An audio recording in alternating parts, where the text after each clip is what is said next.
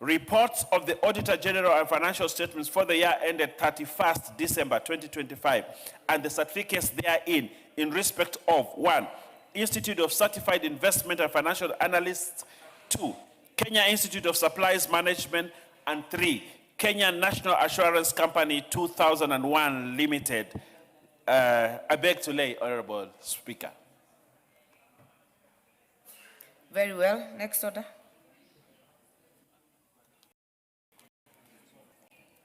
Order number 6, notices of motion. Order number 7, questions and statements. The first statement, Mashua, are you in the house? Honorable Mashua Waithaka? You're not in the house, that will be deferred. Next one is the member for Tetu, Honorable Andeto.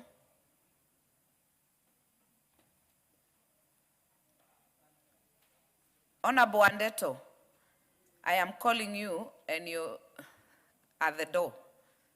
Are you ready for the statement? Yeah.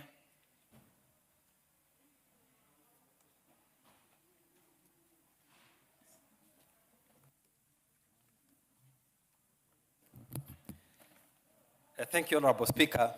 Honorable Speaker, I rise to request for a statement regarding the status of the construction of Mau Mau Road, Lot 3 project. Honorable Speaker, pursuant to provisions of Standing Order 44.2c, I wish to request for a statement from the chairperson of the Departmental Committee on Transport and Infrastructure regarding the status of construction of the Mau Mau Road, Lot 3 project. Honorable Speaker, the Mau Mau Lot 4 Road project is intended to enhance transport connectivity, promote trade, and stimulate economic activity between Nyeri and Nyandarua counties. The project includes the Ihithe-Donyujero section, which spans approximately 52 kilometers, as well as link roads such as Jengo, Treetops, Ihithe, Kiamutiga, Mukarara, Arcgate Access, and the Munyaka, Koinange, Heni, Mwendando, Joma, Wero corridor. While certain sections of the road traversing the Aberdare National Park have been halted by orders of the Environmental and Land Court, other sections are clear for construction. Notably, the Ihithe, Kiamutiga, Mukarara, and Jengo Treetop sections, which are uncontested, remain in a poor state, especially during the rainy season. The continued delay in the implementation of the project, particularly in the uncontested sections, has denied residents, farmers, and traders the full economic benefits envisaged under the project. Honorable Speaker, it is against this background that I request for a statement from the chairperson of the Departmental Committee on Transport and Infrastructure on the following.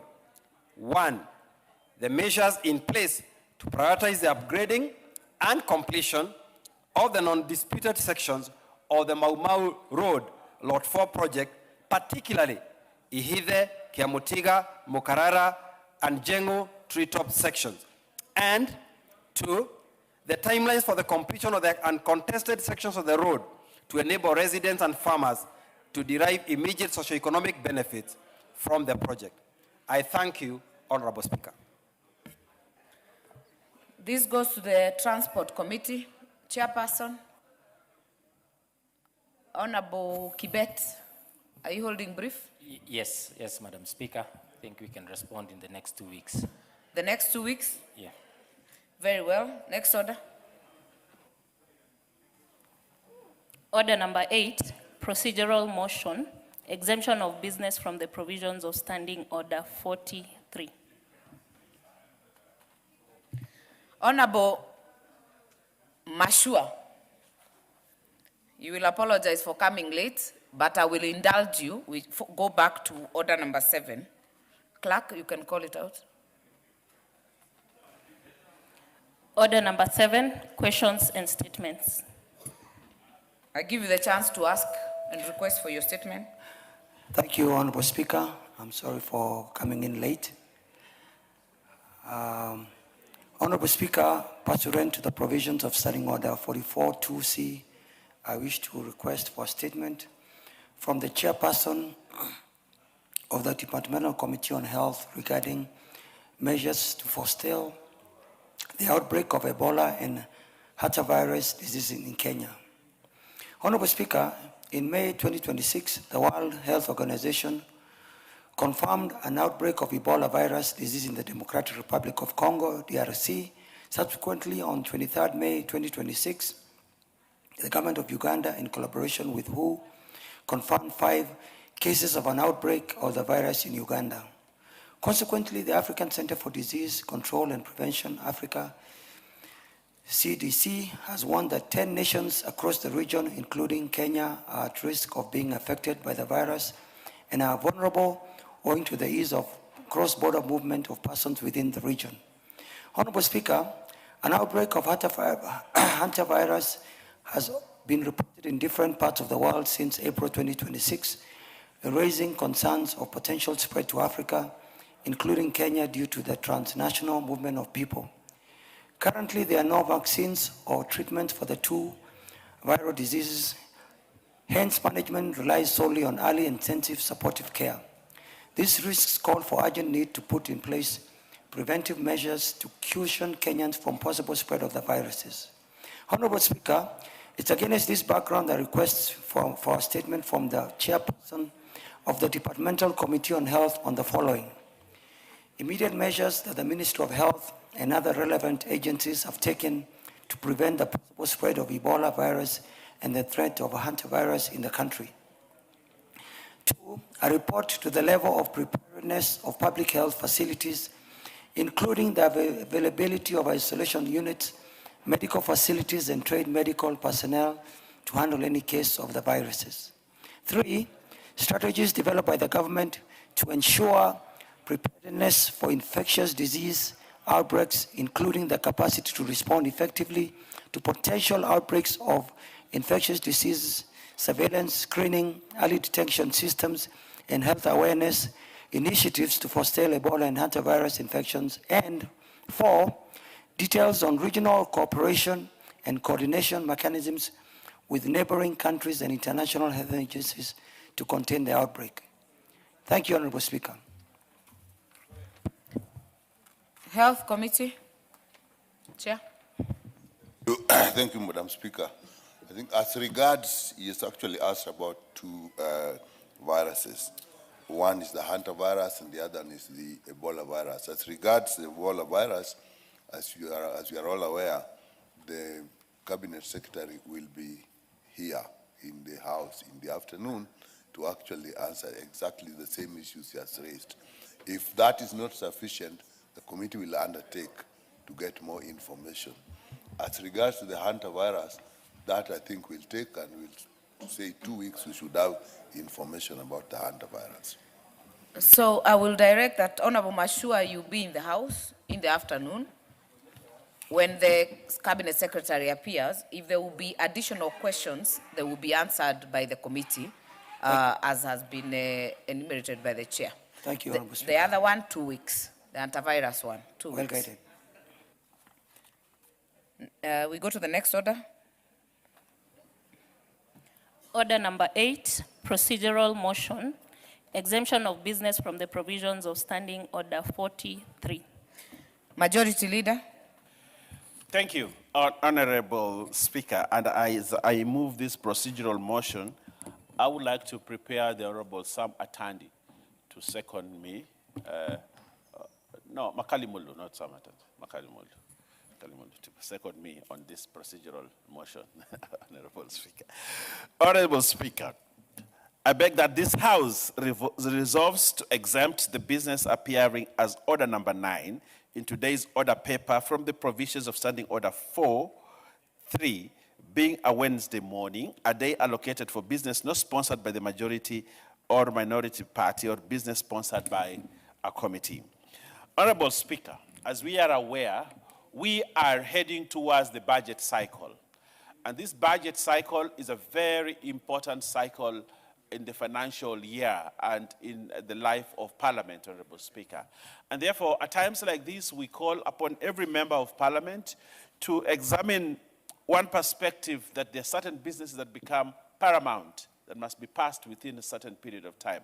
And therefore, Honorable Speaker, today being Wednesday, where we have members' motions and motions that are moved by minority or majority, Honorable Speaker, it is important that we actually ask members to give us an opportunity to move certain important businesses, such as the budget, Honorable Speaker. And therefore, I would like to request your support to adjourn this, to change the program a little bit, allow us to infuse in and put in this motion so that, Honorable Speaker, we can fast track this business. I thank you, Honorable Speaker.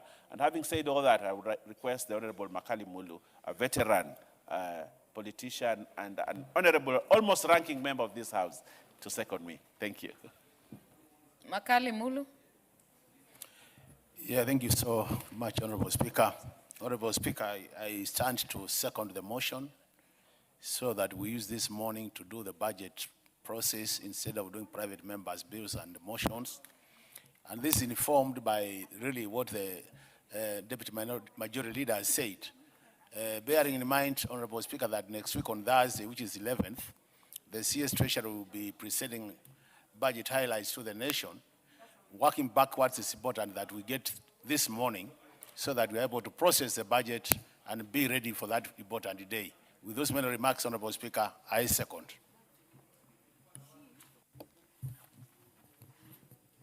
Honorable members, allow me then to propose that this House resolves to exempt the business appearing as order number 9 in today's order paper from the provisions of Standing Order 43, being a Wednesday morning, a day allocated for business not sponsored by the majority or minority or business sponsored by a committee. Do I put the question?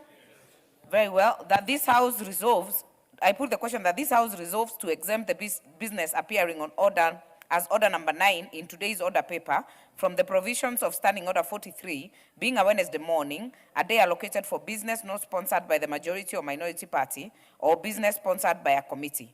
As many as are of that opinion say aye. As many as are of a contrary opinion say nay. The ayes have it. Next order. Order number 9, motion, consideration of the budget estimates for the financial year 2026-2027. General debate, first allotted day. Chairperson, Business and Appropriations Committee. Thank you very much, the Honorable Speaker. And I want to thank the House for exempting the business that should have appeared this morning to allow the Budget and Appropriations Committee to be able to execute the budget estimates for this financial year.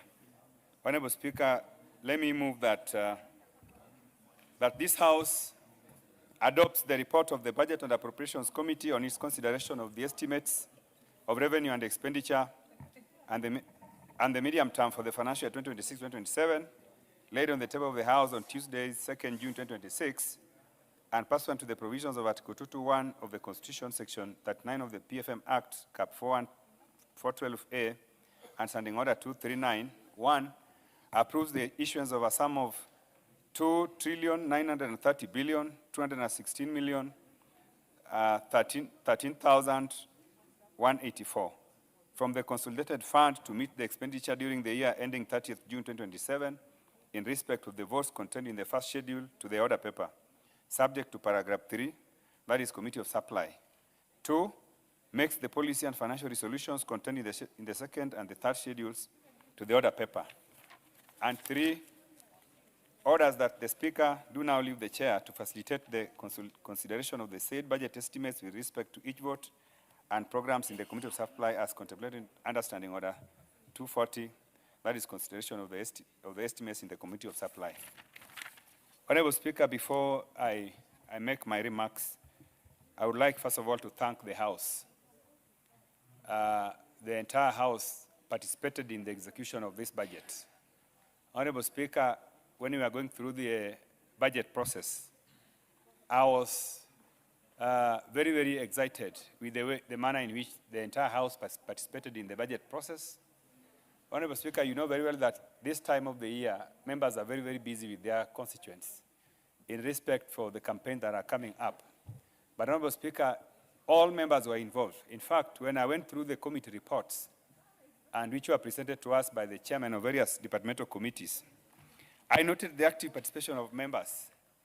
I also would like to thank the members of the Budget and Appropriations Committee who took all their time and participated in the execution of the budget. Honorable Speaker, the attendance was surprising. Even for my members, I had about 99% of attendance during the budget process. I would also want to thank the leadership of the Parliament, including the clerk, and members of staff who always assist us when we are engaging in these processes. Honorable Speaker, I would like to confirm that for this time, we endeavor to reflect the changes that were made by the departmental committees. And members will appreciate if they go through this report that the report contains most of the changes that were recommended. There are a few cases, Honorable Speaker, that based on the consultation that we normally have to do with the National Treasury after the budget committees, after the committees have made their changes, that a few of them were declined. But largely, I would like to confirm that about 99% of the recommendations from committees were accepted. Honorable Speaker, having said that, I would like to take this opportunity now to make a few highlights. First of all, Honorable Speaker, let me say that we are processing these budgets at a time when there is heightened domestic and global uncertainty, characterized by geopolitical tensions, slowing global growth. Honorable Speaker, IMF and World Bank have already revised global growth for 2026 from a high of 4.5. The outlook now reflects 3.1%, the global growth outlook. Even here globally, Honorable Speaker, we have now revised our own growth projection from 5.3% to 5%. And Honorable Speaker, members understand the reason why this is happening. We are having the global oil crisis, which has actually affected us in some ways. We have seen our inflation going up by a high of, in the last 1 month, by 1%.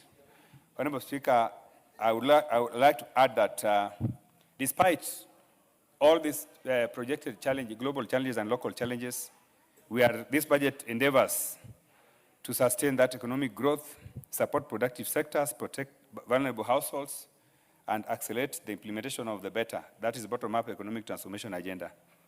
Honorable Speaker, you realize that this House recently, in an attempt to caution Kenyans against fuel-related inflation, the government recently implemented a reduction in the VAT for fuel from 16% to 8%. Honorable Speaker, this has been very, very important step towards cushioning Kenyans. But however, it has an implication in the projected revenues which we had passed when we are processing the BPS. Consequently, Honorable Speaker, the total budget estimates for the next financial year, 2026-2027, is 4.850 trillion. 4.850 trillion.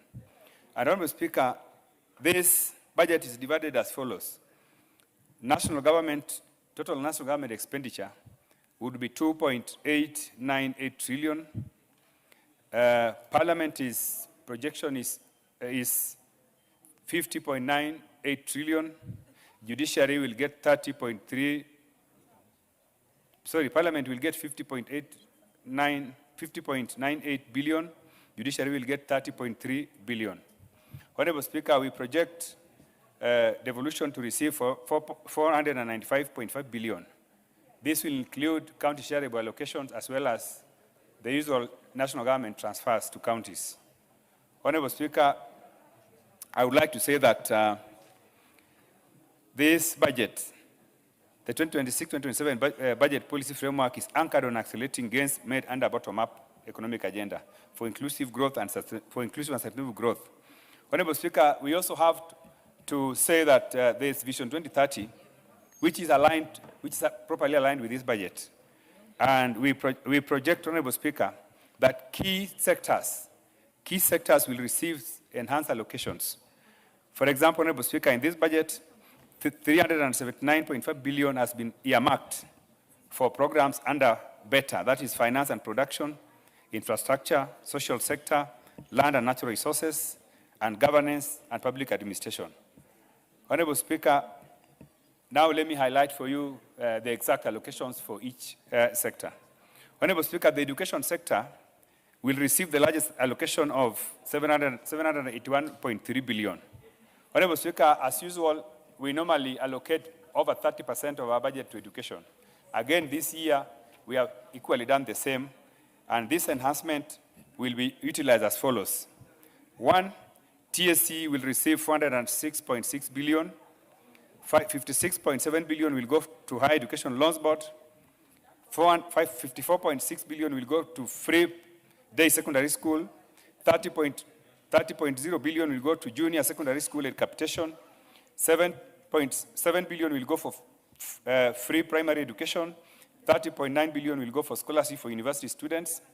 And Honorable Speaker, let me add that these allocations are expected to strengthen our human capital for the country and equipping young people with knowledge and skills required to help in the participating in our economy, modern economy.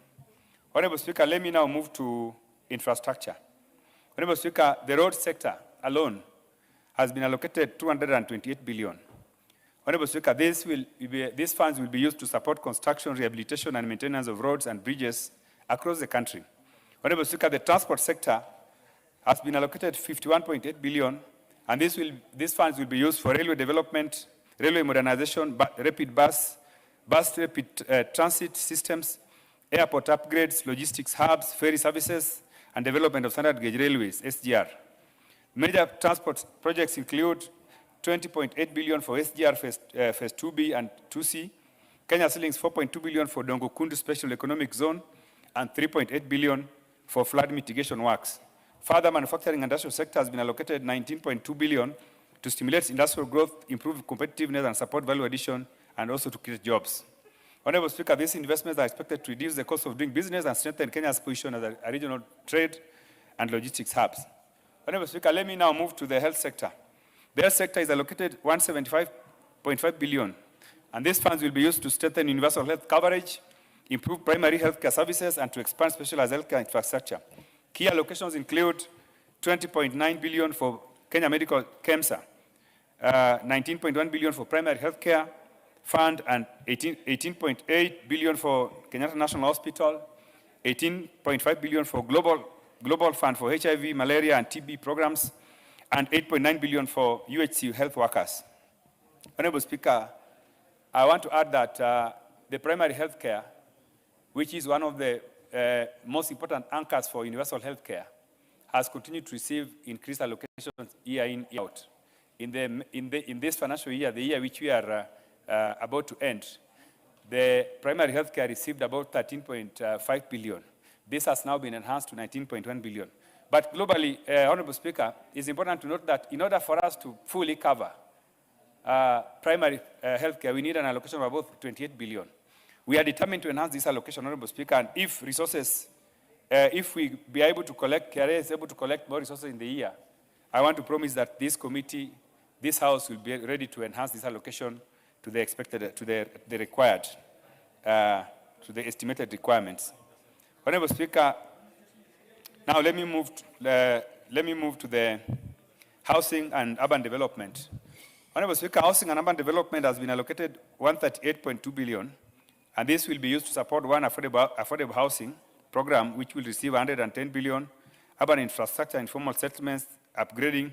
Major allocations also include 50.7 billion to construction of affordable housing units, 20.9 billion for social housing, 18.6 billion for Kenya Urban Program, known as KENUP, and 2.7 billion for the Kenya Informal Settlement Program, KSIP. These programs are donor-funded programs, Honorable Speaker, and these programs have been implemented in counties across the country. I think each and every county has a program, has a KSIP and a KENUP program. Honorable Speaker, under Environment and Natural Resources, we have allocated 112.4 billion to support water, infrastructure, irrigation, forest conservation, climate resilience, wildlife management, and Honorable Speaker, significant allocations include 47 billion for water and sewerage infrastructure development, 15.1 billion for wildlife conservation and management, and 14.4 billion for forest conservation, 8.9 billion for financing local allied climate action, FLOCA. Honorable Speaker, FLOCA is one of the major donor-funded programs by a group of donors, including World Bank. And this program has brought a lot of reforms in the water and climate environment sectors.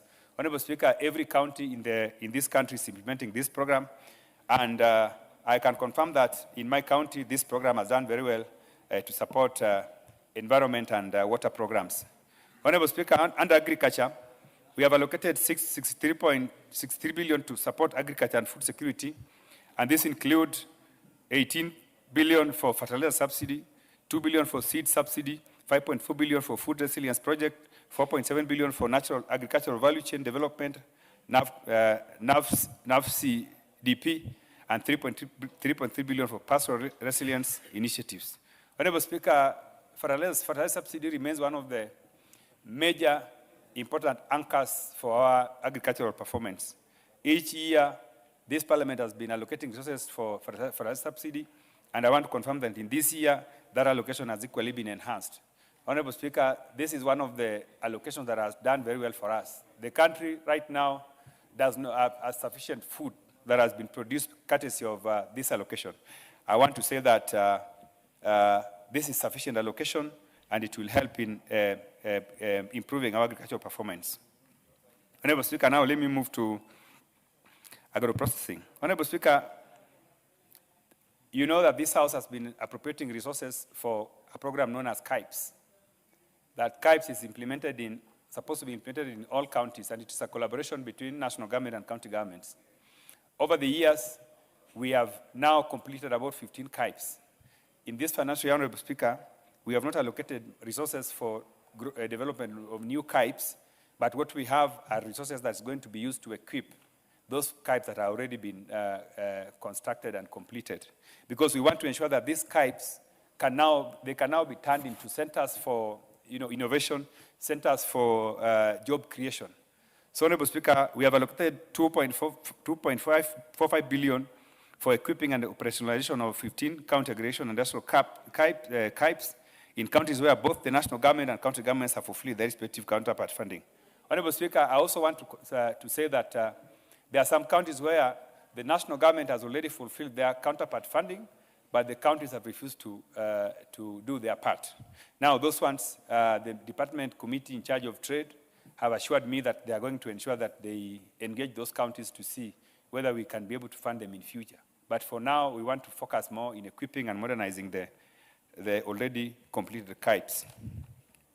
Honorable Speaker, to support women and youth empowerment, we have allocated 61.8 billion to National Youth Service, 10.4 billion for Kenya Devolution Support Program, 22.6 billion for youth programs, over 2.21 billion for internship programs, and 4.7 billion for the National Youth Opportunity Towards Achievement. That is NYOTA program. A further 8.8 billion has been provided for affordable credit to SMEs.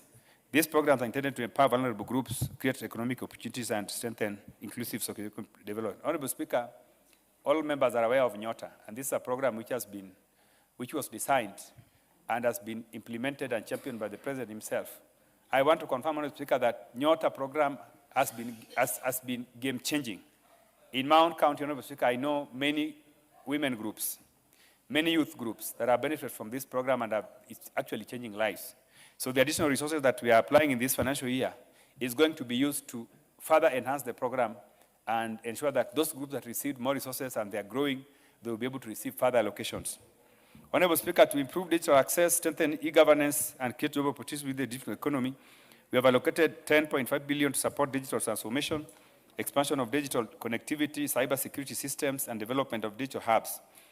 Honorable Speaker, in this sector, we have allocated 5.3 billion for Kenya Digital Economic Acceleration Project, 1.5 billion for last mile connectivity, 382 million for digital spyware cybersecurity interventions. Honorable Speaker, these are very, very important interventions and allocations, which are important for creating jobs, job opportunities, and also strengthen our e-government services. Honorable Speaker, to support our national security, the national security has been allocated 566 0.9 billion. And this will be used to strengthen defense, policing, intelligence services, correctional services, and internal security administration. Honorable Speaker, key allocations include 250 billion for defense, 144.4 billion for National Police Service, 58.6 billion for National Intelligence Service, and for 2.7 billion for prison and correctional services. Honorable Speaker, these investments, first of all, Honorable Speaker, the security of our country is something which this House should never compromise on. Honorable Speaker, my committee is aware that this is one of the most priority allocations that we must give to ensure that our country is safe. Before we even engage in any production, Honorable Speaker, we must be sure that this country is safe. And therefore, Honorable Speaker, this allocation, even though not satisfactory, are going to support the security sector to ensure that the country is safe and that Kenyans can be able to move around and do their businesses. Honorable Speaker, in conclusion, I would like to say that this budget underscores our commitment to inclusive transformation, economic resilience, fiscal responsibility, and sustainable development. Honorable Speaker, one thing that I want to highlight here is that we have endeavored to ensure that this budget touches each and every corner of this country. This is, again, the second budget under the broad-based government that has been processed to ensure that each and every section of the country, they receive their fair share of development. Honorable Speaker, we have programs under water, we have programs under irrigation, we have programs under roads, electricity, and these programs have been designed to affect each and every section of the country without ignoring any. So, Honorable Speaker, I want to urge members to support these estimates so that we can be able to move quickly and process the estimates. And before the end of the financial year, the estimates would have been signed into law, and therefore Kenyans will be able to continue to receive services.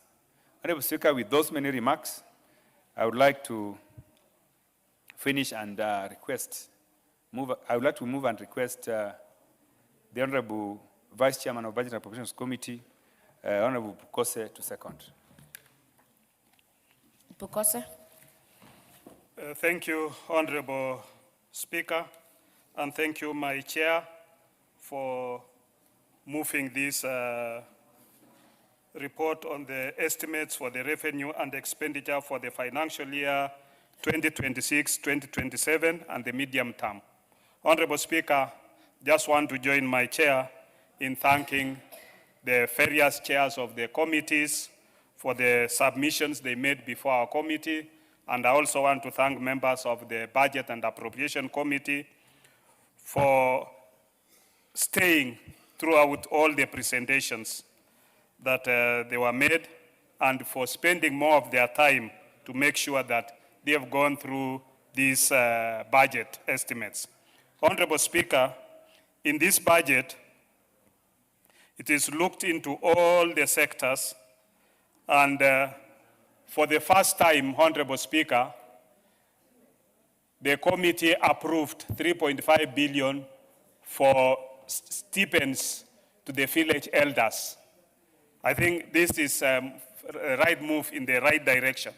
Village elders have never been given anything before that. And we are hoping that with this budget now, the NGAO, the National Government Administrative, will be able to pay stipends of 3,000 to the village elders. And we are hoping that this is just a start. Subsequently, we'll be able to increase that amount. But starting with this, I think all the village elders in Kenya will now be able to smile and get something to start with. I know it might not be enough, but it is a start. And you know, my chair was making a comment and saying, now the village elders should think that they should now be part of the broad-based government and support the government of the day.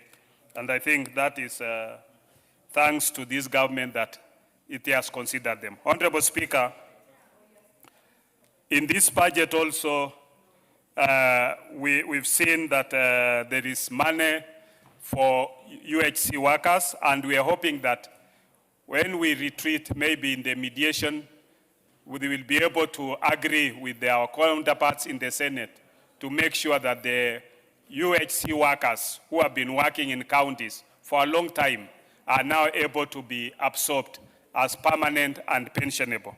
And this is what they've been looking forward to all this time, Honorable Speaker. Honorable Speaker, this is a budget that is coming during very difficult times where we have the war in the Middle East between the US and Iran. And we want to thank the Cabinet Secretary for the National Treasury for having appeared and shed light. We also want to thank Honorable Ndindi Nyoro for appearing before our committee and giving his suggestions, which the committee also was able to listen to. We considered, and some of them we found that when we consulted with the Treasury, they are not workable. I think some of the proposals are actually populism that we think there is good for hearing, but it's not workable. Because when you suggest that you remove even 2 billion from CDF, remove another VAT, it just translates to around 8 billion, which I don't think is is anything that will be able to assist in bringing down the fuel prices. Honorable Speaker, this budget is also, we are hoping that most of whatever variations that will occur will be absorbed as per our law by the national government. Because in the division of revenue bill, Honorable Speaker, you realize that there is 420 billion that will go to the counties. And we hope that the counties will be able to spend that money and use it for development and make a difference to the counties. Honorable Speaker, we've seen that we have also in the national government given support to the counties through supporting of the health infrastructure, support of the boreholes in various places, schools, and also in areas that especially arid and semi-arid areas where our people are not able to access clean and safe water. So in this, that goes also as a support to the counties in this budget. Honorable Speaker,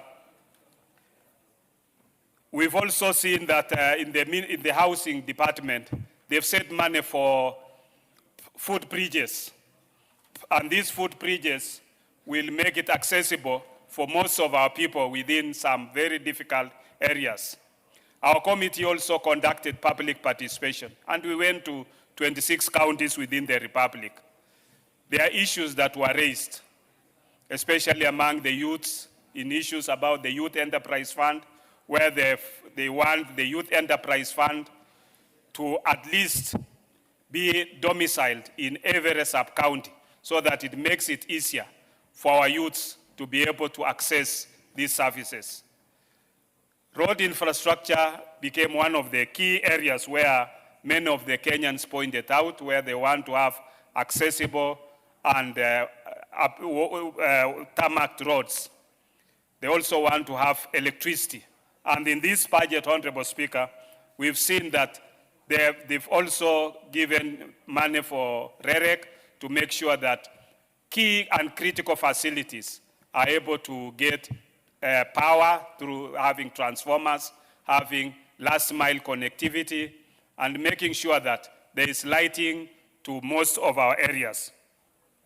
So, Honorable Speaker, with those few remarks, Honorable Speaker, I want to second and hope that the Honorable House members will be able to support this budget estimate 2026-2027. Thank you, Honorable Speaker. Very well. Honorable members, allow me to propose a question that this House adopts the report of the Budget and Appropriations Committee on its consideration of the estimates of revenue and expenditure and the medium term for the financial year 2026-2027, laid on the table of the House on Tuesday, 2nd June 2026, and pursuant to the provisions of Article 221 of the Constitution, Section 39 of the Public Finance Management Act, Cap 412A, and Standing Order 239, 1, approve the issuance of a sum of Kenya shillings trillion 930 billion 216 million 13,184 from the consolidated fund to meet the expenditure during the year ending 30th June 2027 in respect of the votes contained in the first schedule of the order paper, subject to paragraph 2, Committee of Supply. Number 2, makes the policy and financial resolutions contained in the second and third schedules of the order paper.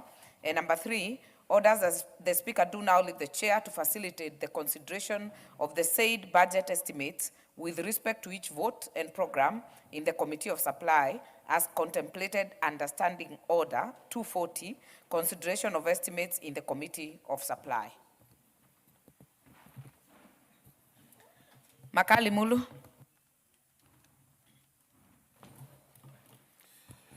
Yeah, thank you so much, Honorable Speaker. Honorable Speaker, I really appreciate this opportunity to also make some comments in relation to the 2026-2027 annual budget, Honorable Speaker.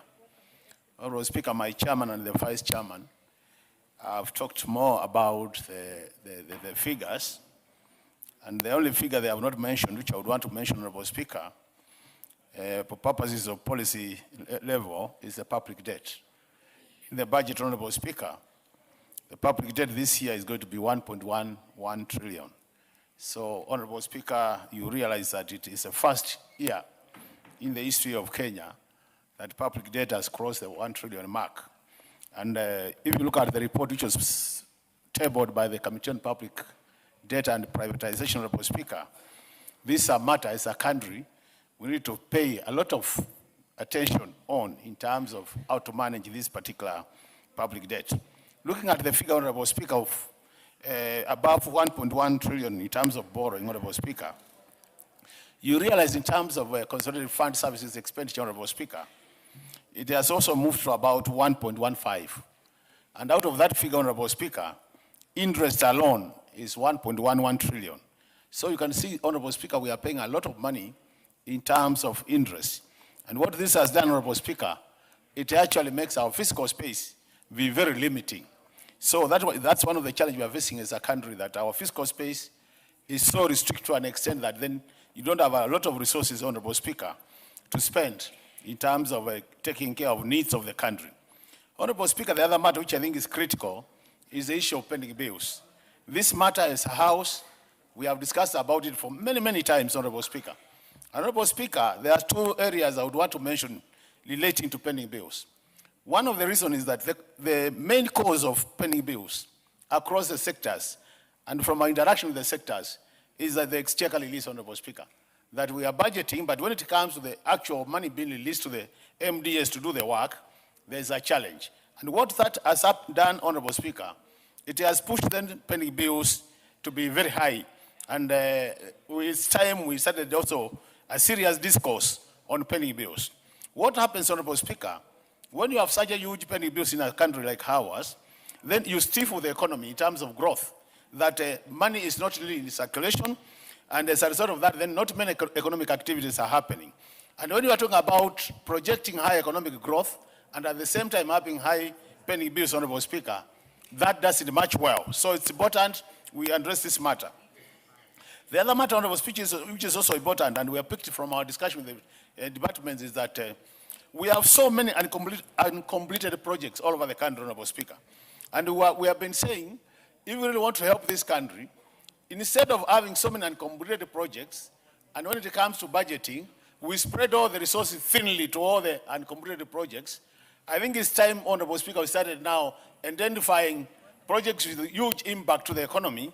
We complete them, and if we phase them out, over time we can actually be able to complete all these projects, and then Kenyans will be able to get value for money, and we'll be able to improve the lives of our people. The other matter, Honorable Speaker, which is critical is, if you look at the budget, Honorable Speaker, the Auditor General has been allocated about 9 billion, Honorable Speaker. And what has happened over the years, the Office of the Auditor General has been generating very important reports with very important recommendations. I think it's time, Honorable Speaker, we started tying Auditor General's recommendations with the budget making process, so that, Honorable Speaker, those accounting officers who have been singled out to be either misapplying or engaged in corruption do not continue benefiting from additional resources, while those who have applied their resources well, Honorable Speaker, are not getting enough resources. And Honorable Speaker, that's why I'm saying, even at the county level, as you look at the formula for allocation of resources to county level, it is important, Honorable Speaker, we reintroduce the part of fiscal discipline as a factor in determining how much a county gets. In that case, Honorable Speaker, we improve use of resources and we'll be able to help the country. The other issue which is critical, Honorable Speaker, and this really continues really becoming a challenge in this country, is the issue to ensure that we mainstream equity issues in the budget making. So that, Honorable Speaker, when we are talking about budgeting, that all parts of this country, there will be seen to be equity, and not even being seen to be equity, Honorable Speaker.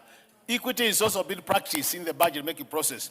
A lot of our colleagues, Honorable Speaker, will keep on complaining that they are not getting resources to their respective areas.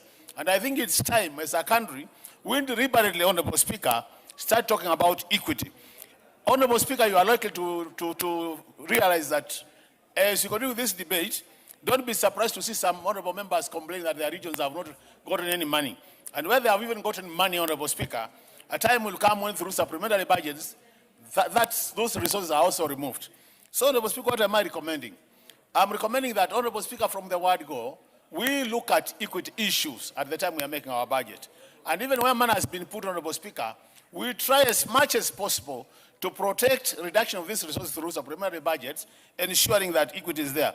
Honorable Speaker, I want to give you an example. If you look at the budget for Konza City now, and I want to thank the budget committee and the department in charge of Konza City, they have actually put a lot of resources for Konza City to make that this city becomes operational.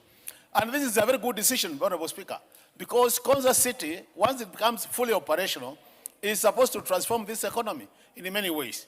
That being the case, Honorable Speaker, over the years, at the level of annual estimates, we put resources for Konza City. But during supplementary budgets, we reduce all that budget. So at the end of the day, you find you had very good intentions at the start, but towards the end, you can't implement those intentions because the budget has been reduced, Honorable Speaker. The other point, Honorable Speaker, I wanted to talk about is what I was saying, Honorable Speaker, is the issue of the contingency funds. If you look at the contingency funds, and you're remembering what the chairman said, Honorable Speaker, this year, the budget is being prepared under very strict external conditions, Honorable Speaker, looking at what's happening out there, the war in the Middle East, and so many other external factors, Honorable Speaker. It means that we must be very disciplined the way we use our money. And that being the case, Honorable Speaker, there is need then to provide much more resources to take care of any emergency contingencies, Honorable Speaker.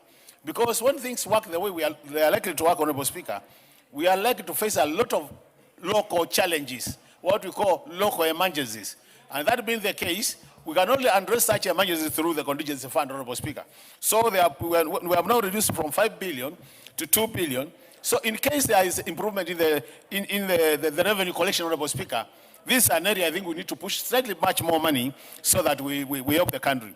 Honorable Speaker, we are putting resources in quite a number of sectors.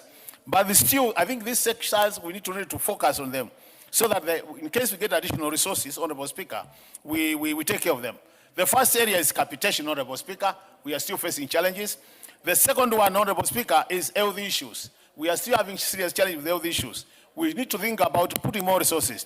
The other issue is education, more so examination department, Honorable Speaker, where our people are supervising exams, but they are not being paid for those services. So we need to improve our national examination allocation. The other issue, Honorable Speaker, is the money for elders. You really want to appreciate. Honorable Speaker, you and me, we have been in this house for long. And you remember every year there is a motion about giving some stipend to the village elders. I'm so happy that this is the first budget. We have now put resources so that we appreciate the good work being done by village elders, Honorable Speaker. And I think as time goes, Honorable Speaker, and if the resources allow, it's time we also think of improving the stipend as time goes. The last point, Honorable Speaker, is revenue collection. We are realizing very low revenue collection, Honorable Speaker, and KRA needs to up their game. We have given them resources so that they are able to up their game. I hope the resources which have been given to KRA, Honorable Speaker, will be utilized properly so that we collect enough money for this country and we reduce our public borrowing, Honorable Speaker. With those many remarks, I support and I thank you for the opportunity, Honorable Speaker. Thank you so much. Very well. Vice Chair, Administration, D. Doraso. Thank you very much, Madam Speaker. Madam Speaker, I rise to support this budget. On the onset, Madam Speaker, we must lay some grounds bare. First of all, this budget must reflect the face of Kenya in terms of resource distribution and creating an equal platform for all Kenyans to participate in the discourse of life. Madam Speaker, I start with the Equalization Fund, which is actually in these budgets, it has been the elephant in the room. For Kenya to be equal, at least every county or every constituency must have some water, must have some hospital, must have some electricity flowing.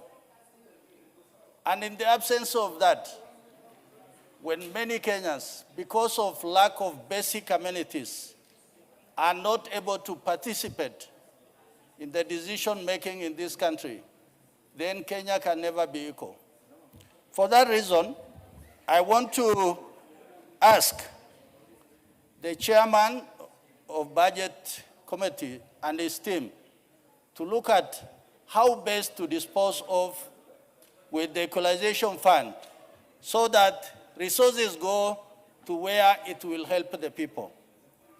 Madam Speaker, I thank the committee for providing resources for the elders. This is really important. The elders at the grassroots play a formidable role in governance, in trying to work on the issues of cohesion, in also trying to ameliorate the issues of conflict at the grassroots. Considering them for something, I think it goes a long way in appreciating that this government understands what aches our people at the ground. Madam Speaker, in many areas, particularly in the area of administration and national security, as a committee, we sat on this budget and considered many areas. For example, you have a lot of expansion in the area of administration, of sub-counties, chiefs, locations, sub-locations, in the area of DOs, administration of ACCs. But there isn't commensurate investment in resources to make this happen. For that reason, any place where we have developed an administrative unit, I think it is fair for us to put resources so that a DCC, or a chief, they have resources to work around the clock to provide service to our people, wherever they may be. Madam Speaker, in this budget, I also want to encourage the committee to look at which are the areas that can generate A. For example, a place like the government printer. If we invest in the government printer, that actually does printing of all documents in this country that is required by the government, then it means they are able to cobble up together a lot of resources.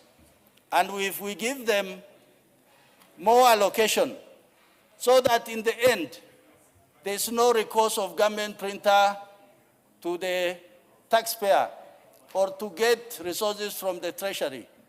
They'll be self-generating and they'll be moving services, or they'll be working to provide services without asking the National Treasury to give them more resources. Madam Speaker, on this budget, I also see the issue of the ASAL. Unfortunate, that yes, a budget has been done for arid and semi-arid lands. But this is the domain of the pastoralist parliamentary group. This budget is to benefit the people in pastoral areas. But in the absence of engaging the pastoralist parliamentary group, then I think we are just going out there on a limb. And when we see the printed estimate, is when we start asking, why didn't you put this here? Why did you put this particular project here? So to avoid this, I must urge the budget committee, any specific or specialized area that has to deal with group of members of parliament from particular regions, then it means we must engage them. And it is important because it is important for the future prosperity of our people. Madam Speaker, on the issue of the State Department for Vocational and Technical Training, you know, we say that this is the future engine growth for this country, together with MSCs. If we are looking at what generates a lot of money today in Kenya, it's actually from the Jua Kali. It's not from the blue or the white collar jobs. So if we want this country to take off, if we want Kenya to be an middle income country or industrialized country by 2030 and beyond, then we must know where to put money. If we are going to allocate resources in the area of youth empowerment, women empowerment, it means we'll be putting resources where our mouth is. Youth is the backbone of this country. The future of this country really depends on how the youth are cultured, engaged, resources, empowered to move forward into the future. In the absence of putting enough resources in youth, then we'll always see them back on the street to complain that there's no employment, there are no jobs, you are not looking after us. And I think as Parliament, we must engage in areas that we know that if we put resources, it will give us a heads up, it will give us a far-reaching thinking that Kenya is really moving forward. Madam Speaker, on the area of education, we say that education is the single equalizer. This is a one-line budget item. My ask is that education must address Kenya across the board, across the face of Kenya, that a child in Marsabit, a child in Kisumu, a child in Mombasa and Nairobi must have equal access to educational resources. If we don't put resources in education with equity across Kenya, then Kenya can never be the same. Kenyans will never move at the same pace.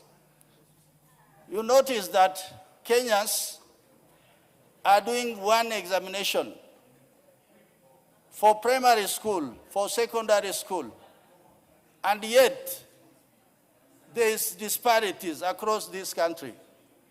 I would not accept a child in Marsabit to be disadvantaged because they did not have equal access to a child in Kisumu or Nakuru or Nyeri for that matter. For that reason, Madam Speaker, when the Department of Education, particularly basic education, is going to lay the resources across the face of Kenya, I think if it is a shilling, it must reach everywhere. Finally, Madam Speaker, I come from a livestock region. Livestock, for us, it's everything. It is our economy. Our people depend on the growth of livestock to sustain their lives. But Speaker, for too long, as a country, we have not put much resources or much serious thinking in the area of livestock. And that has disadvantaged large swaths of the Kenyan population, particularly in the ASAL and the arid and semi-arid lands. For that reason, there is an opportunity for this government to look at the success of every region in this country will contribute to the national kitty. And to that end, the Livestock Board in the Department of Livestock must be activated, must be resourced, and they must move around the ASAL to make sure that the counties are able to put their little resources into livestock so that the livestock farmers across Kenya can be benefited and they are contributing to the growth of the Kenyan economy. And my final issue is about the ease of doing trade.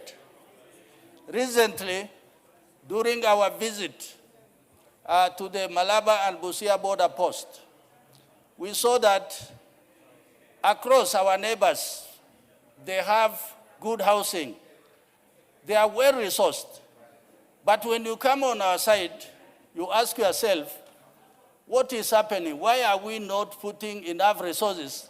And yet one stop border post is for doing ease of trade across national borders. And for that reason, my request is if the Ugandans or the Ethiopians, the Tanzanians, are able to do something positive on the other side of the border, then the Kenyan side must mirror the same. On the issue of security, I think the chairman has alluded to that point. For Kenya to grow in all the different facets, on the economic front, on the social, on the youth, then Kenya must be secure. Those who secure this country are the National Police Service, the Department of Defense, the National Intelligence Service, the Prison Service. All these people work around the clock to make Kenya a safer place for investment, for Kenyans to go around their day-to-day so that they do their work with ease. For that reason, I think any money that is put in security to secure Kenya is never wasted money. To give police enough vehicles, to give them the right resources in terms of equipping the sort of body protection equipment, their welfare, particularly in the area of housing. There are so many things that we can do that will make our police, that they feel that, yes, Kenyans are looking after us. Let us look after Kenyans. Madam Speaker, with those many, many remarks, I beg to support, and I think the devil is in the detail. Let us reflect deeply on what is in the printed estimate to reflect the face of Kenya in the long run. Thank you, Honorable Speaker. Before the next speaker, allow me to recognize in the public gallery schools that are visiting. Number 1, St. Simon Mbui Nzaun School from Kibwezi West, Makueni County. Number 2, St. Joseph International School, Makadara, Nairobi County. And number 3, Lakewood Emerald School from Kajiado East, Kajiado County. Welcome to observe the proceedings of the House. Next person to get the chance to speak is a member for Dagoretti North, Honorable Elachi. Thank you, Madam Speaker. Madam Speaker, also rise to support but also to appreciate the work the Budget Committee has done, and to say indeed this is now a budget that we normally call a budget that closes the 13th Parliament, Madam Speaker, as we go to our elections. Madam Speaker, when you look at that, one of the things that I will really talk about is on the matter of health, the matter of women empowerment, and a few recommendations that I would wish, when I look at the observations of the committee and their recommendations, and the projections that they have, Madam Speaker, one thing we need to ask ourselves, even as we now close this 13th Parliament, is to look at what we have done, Madam Speaker, as a Parliament, in terms of budget, the challenges we have faced, especially when we come to indeed deal with the finance bill. Madam Speaker, allow me to just bring out a few recommendations. And one of them is that it is important for us as Parliament to demand an explicit alignment of budget allocations, especially on the issues of women economic empowerment. You realize, Madam Speaker, for the last 4 years, we had Uwezo.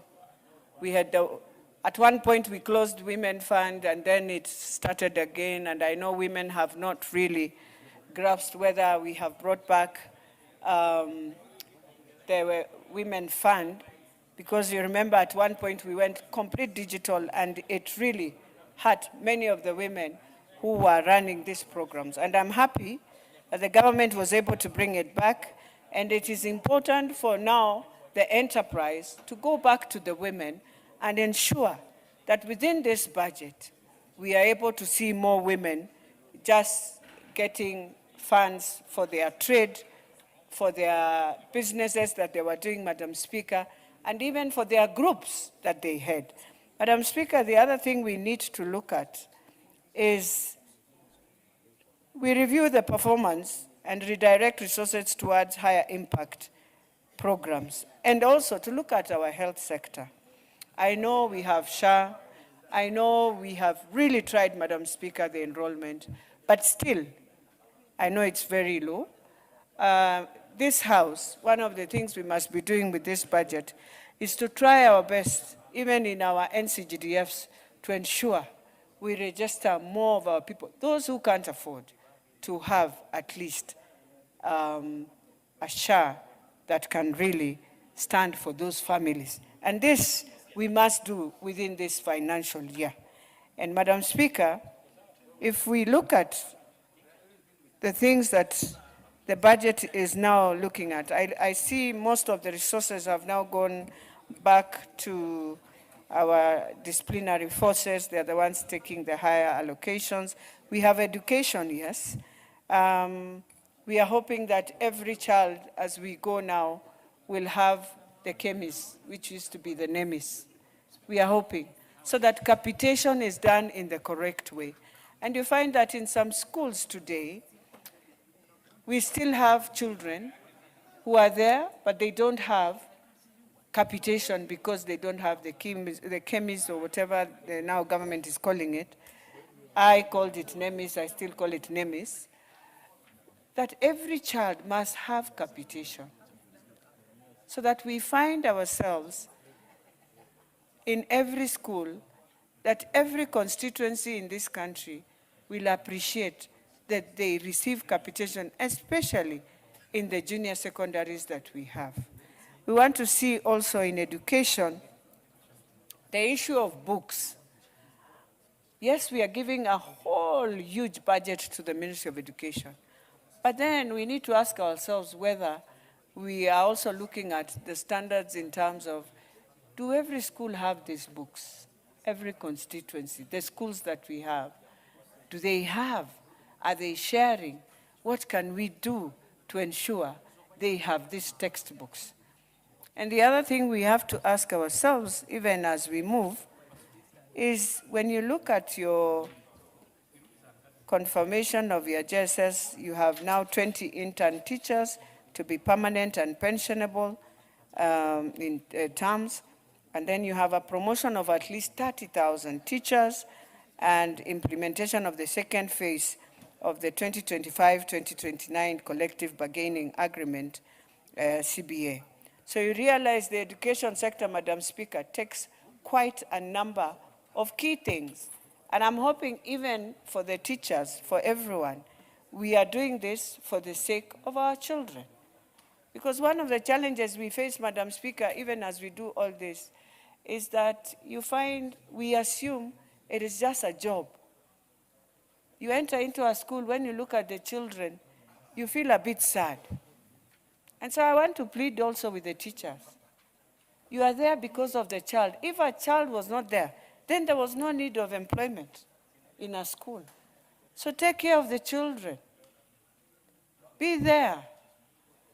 Some of the children, Madam Speaker, will just wish counseling.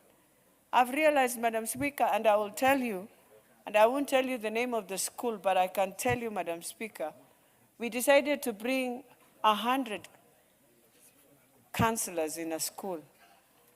And the issues the girls were raising, you listen to them and you realize there is need, absolute need, of parent-child friendship.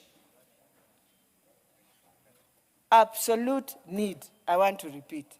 Because you hear a child saying, I go home, I have passed my exams. To my parents, they will never see as if it is something. It's like it is normal to them, Madam Speaker.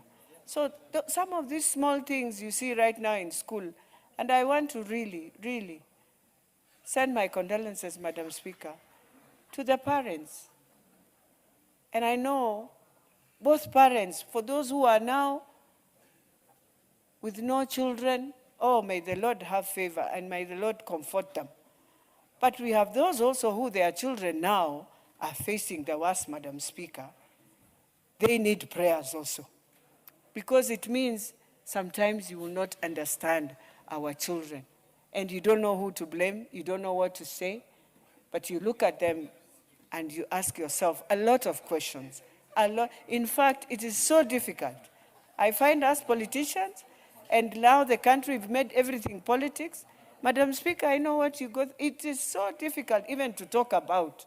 So, Madam Speaker, this confirmation of JSS teachers is critical, yes, but let us turn back to our children. Let us not make it just a job, but let us make it to mold a children, a nation that will come and take over us, Madam Speaker. The other thing, Madam Speaker, is the fertilizer subsidy. It's a program that has done very well. And I'm hoping it will continue helping us as farmers who have registered as farmers. And we continue, really, it has 18 billion. And I would wish farmers can register more. And let each of one of us, if you have a land somewhere, do something on that land just to save ourselves and the country. Madam Speaker, I'll come now to the recommendation that I know everyone is awaiting us to see what we do. You remember, Madam Speaker, we had agreed that for those who have their salaries 30,000 and below, we will have to ensure we deal with that category and just ease the burdens that they are in. And so I'm hoping, Chair, that that is going to happen. Because it is critical, they are hurting, and we need to see, I know we have challenges of petroleum, but even as we deal with petroleum, Madam Speaker, we have to ask ourselves, where are we easing burdens, and where are we going to hold ourselves as a country and walk a journey together knowing the challenges we are facing.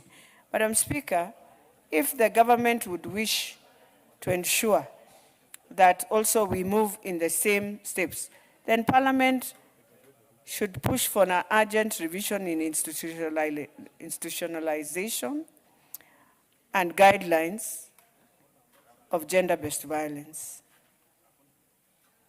Because it is an issue that has really hurt this country. With those few remarks, Madam Speaker, I beg to support. Very well. Member for North Imenti. Thank you, Madam Speaker. Madam Speaker, I support generally the budget estimates for 2026-2027, and I have a few comments. I have seen, Madam Speaker, we've got the Equalization Fund, which has been allocated 10 billion. But Madam Speaker, if you go to the record, there is a debt of more than 20 billion which has not been given to the Equalization Fund. So I hope this 10 billion will be forthcoming, because when we were doing an audit of the Equalization Fund under the special funds, and there is a debt which has never been cleared. Madam Speaker, I'm surprised there are a few items here which the Budget Committee deemed fit to remove. The first one would be, do we have less prisoners that they would reduce the rations of 100 million from the prisons department for rations? And I'm just surprised because I know there are more prisoners than we can even accommodate in our prisons. Madam Speaker, the budget for REREC, in one go it has been reduced from REREC and put to public institutions. About 1.5 billion has been reduced from transformers and put to public facilities. Madam Speaker, I think we need more of this in the energy. I hope the chairman will take note of that. Madam Speaker, we're talking about, Honorable Makali Mulu talked about KRA being given more money, but I am seeing money has been reduced for KRA in the areas for revenue enhancement. About 300 million has been removed from KRA revenue enhancement, and how are they then supposed to get more money, recover and get people to pay what they have to pay? Madam Speaker, I think KRA needs to be supported. I have seen the judiciary. It has been removed money for ICT, where it would help the cases to be moved to go faster in the judiciary.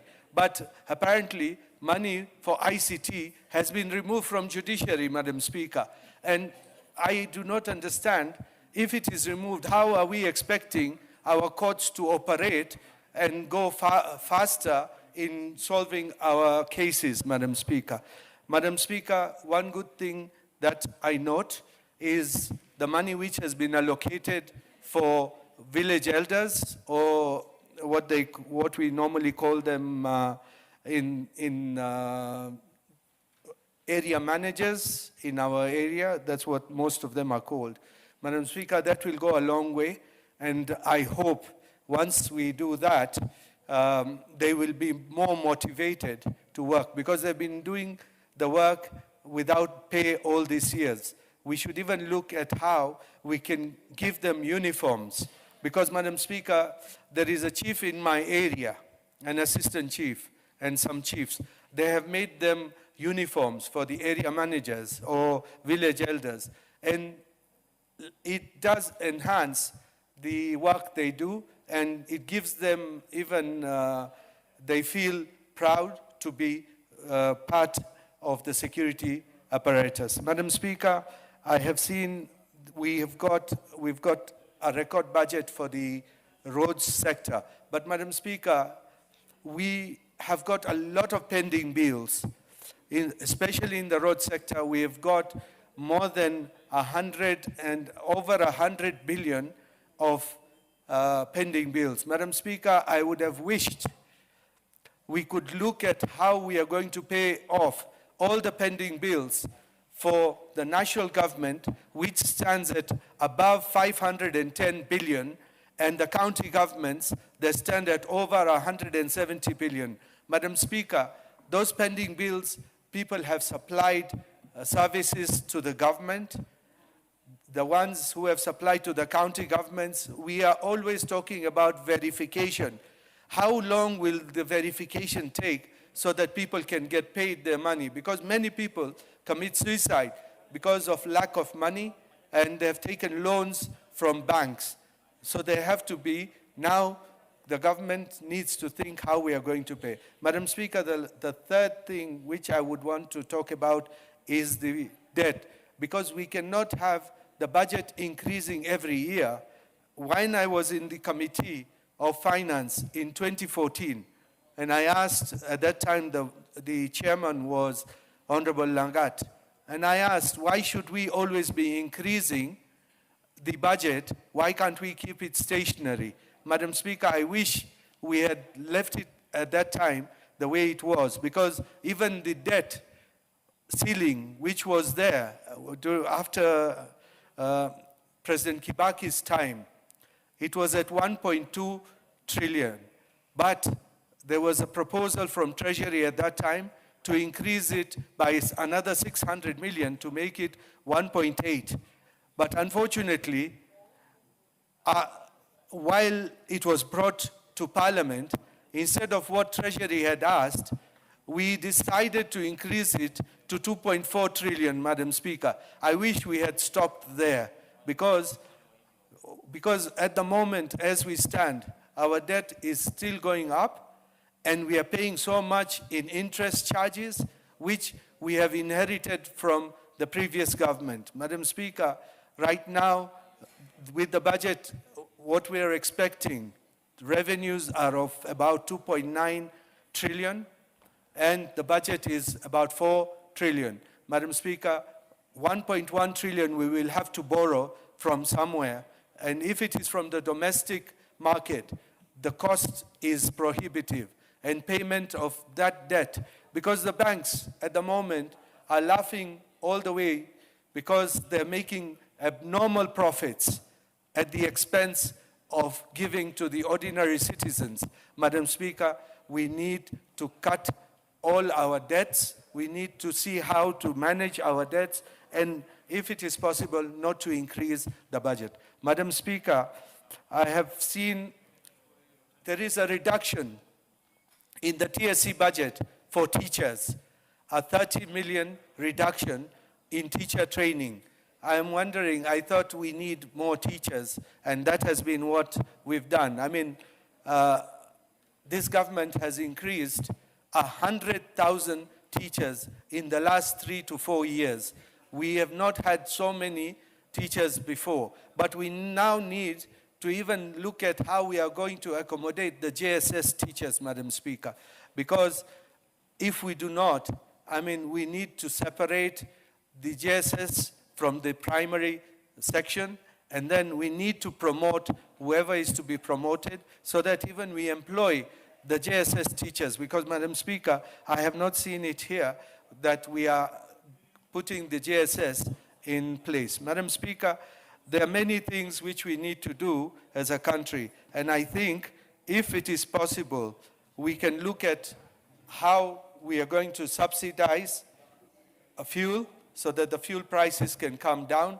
And I'm glad I heard the Minister for Energy and Petroleum, Honorable Wandai, saying that the prices will go down soon. I would want to urge the Minister to not wait until the 15th of June to lower the prices. I think he can do better if the fuel which we are going to get very soon, it will be at a lower rate. Let it be put down before the June the 15th. Madam Speaker, I have seen that we are talking about increasing money for indigents. But Madam Speaker, we have reduced the money which is going to the Social Protection Fund.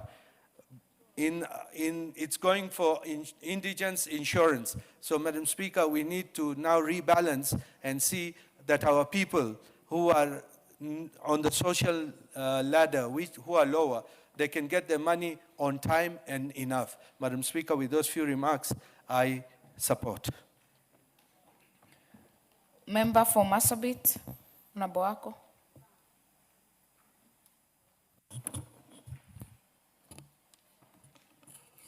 Thank you, Honorable Speaker, for giving me this opportunity to add my voice to budget and appropriation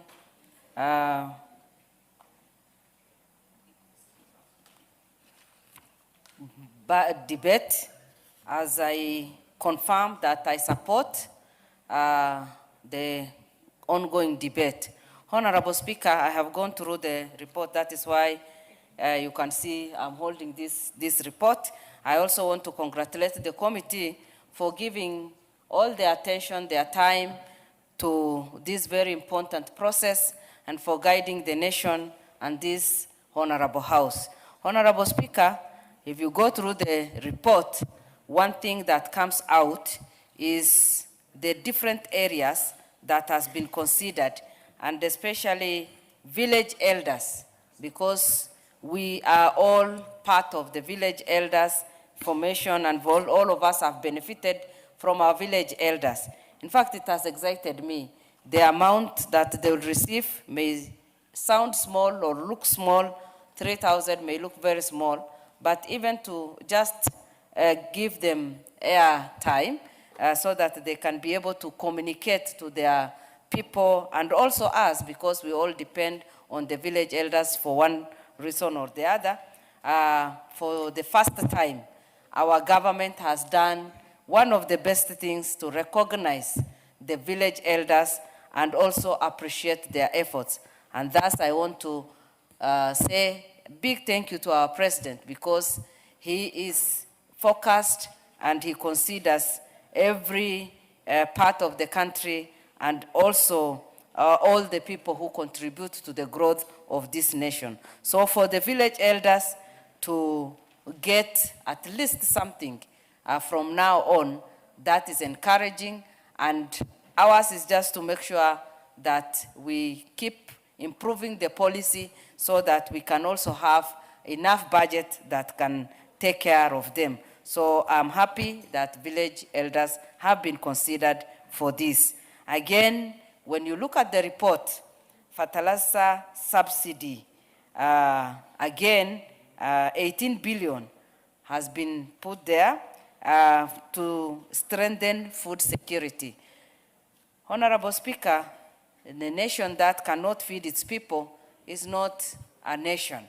And for our president to focus on this and also make sure that we have enough food in our stores and also feeding our people well, then that confirms that we'll be able to finance, we'll be able to feed our children, and they will also be able to study, and we will have a healthy nation because of having enough food that can build our bodies and also give us enough income, even locally, and sometimes we can even be able to export some of the food if we produce enough. So that is also very good, so that at least our farmers can be able to produce enough food for our country.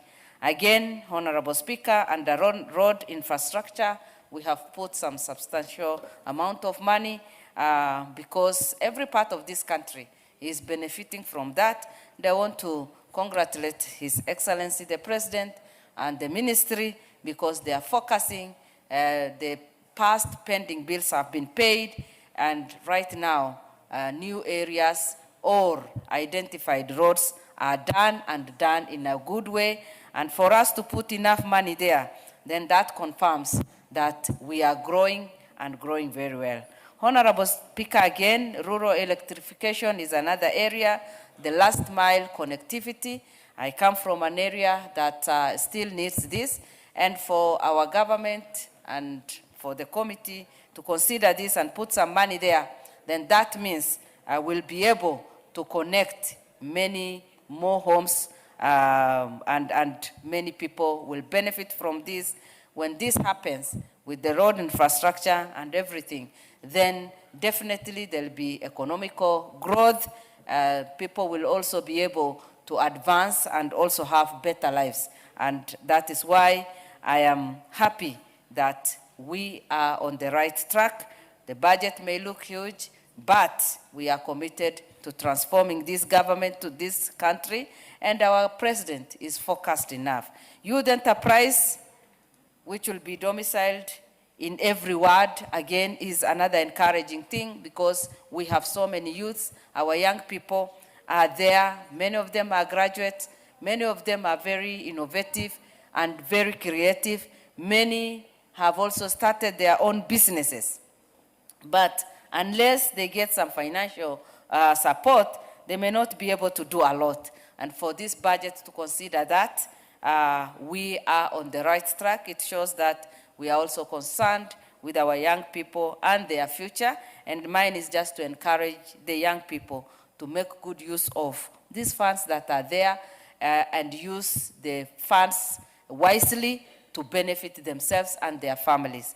Honorable Speaker, again, the footbridges. We are doing a lot of housing and constructing a lot of houses, but most of the time we suffer because we do not have footbridges. Sometimes accidents happen, but when we do this, then we are protecting the lives of our people and also making sure that the infrastructure or the construction that we are doing will be taken care of and that we also take care of all our people. Again, Honorable Speaker, when you look at the budget, there is some money that we have put there for election preparedness. The committee has allocated timely procurement of electoral materials and technology and the strengthening of voter registration, civic education program, and enhancement of institutional capacity, guarantee public confidence and effective delivery of the electoral process. This is very important because we are nearing the elections and 2027 is so close. Empowering the IBC, giving them enough resources will ensure that we have free and fair election and also motivate our electorates by educating them, giving them the materials they need, creating enough awareness, and just building their confidence just for them to know they are right and everything.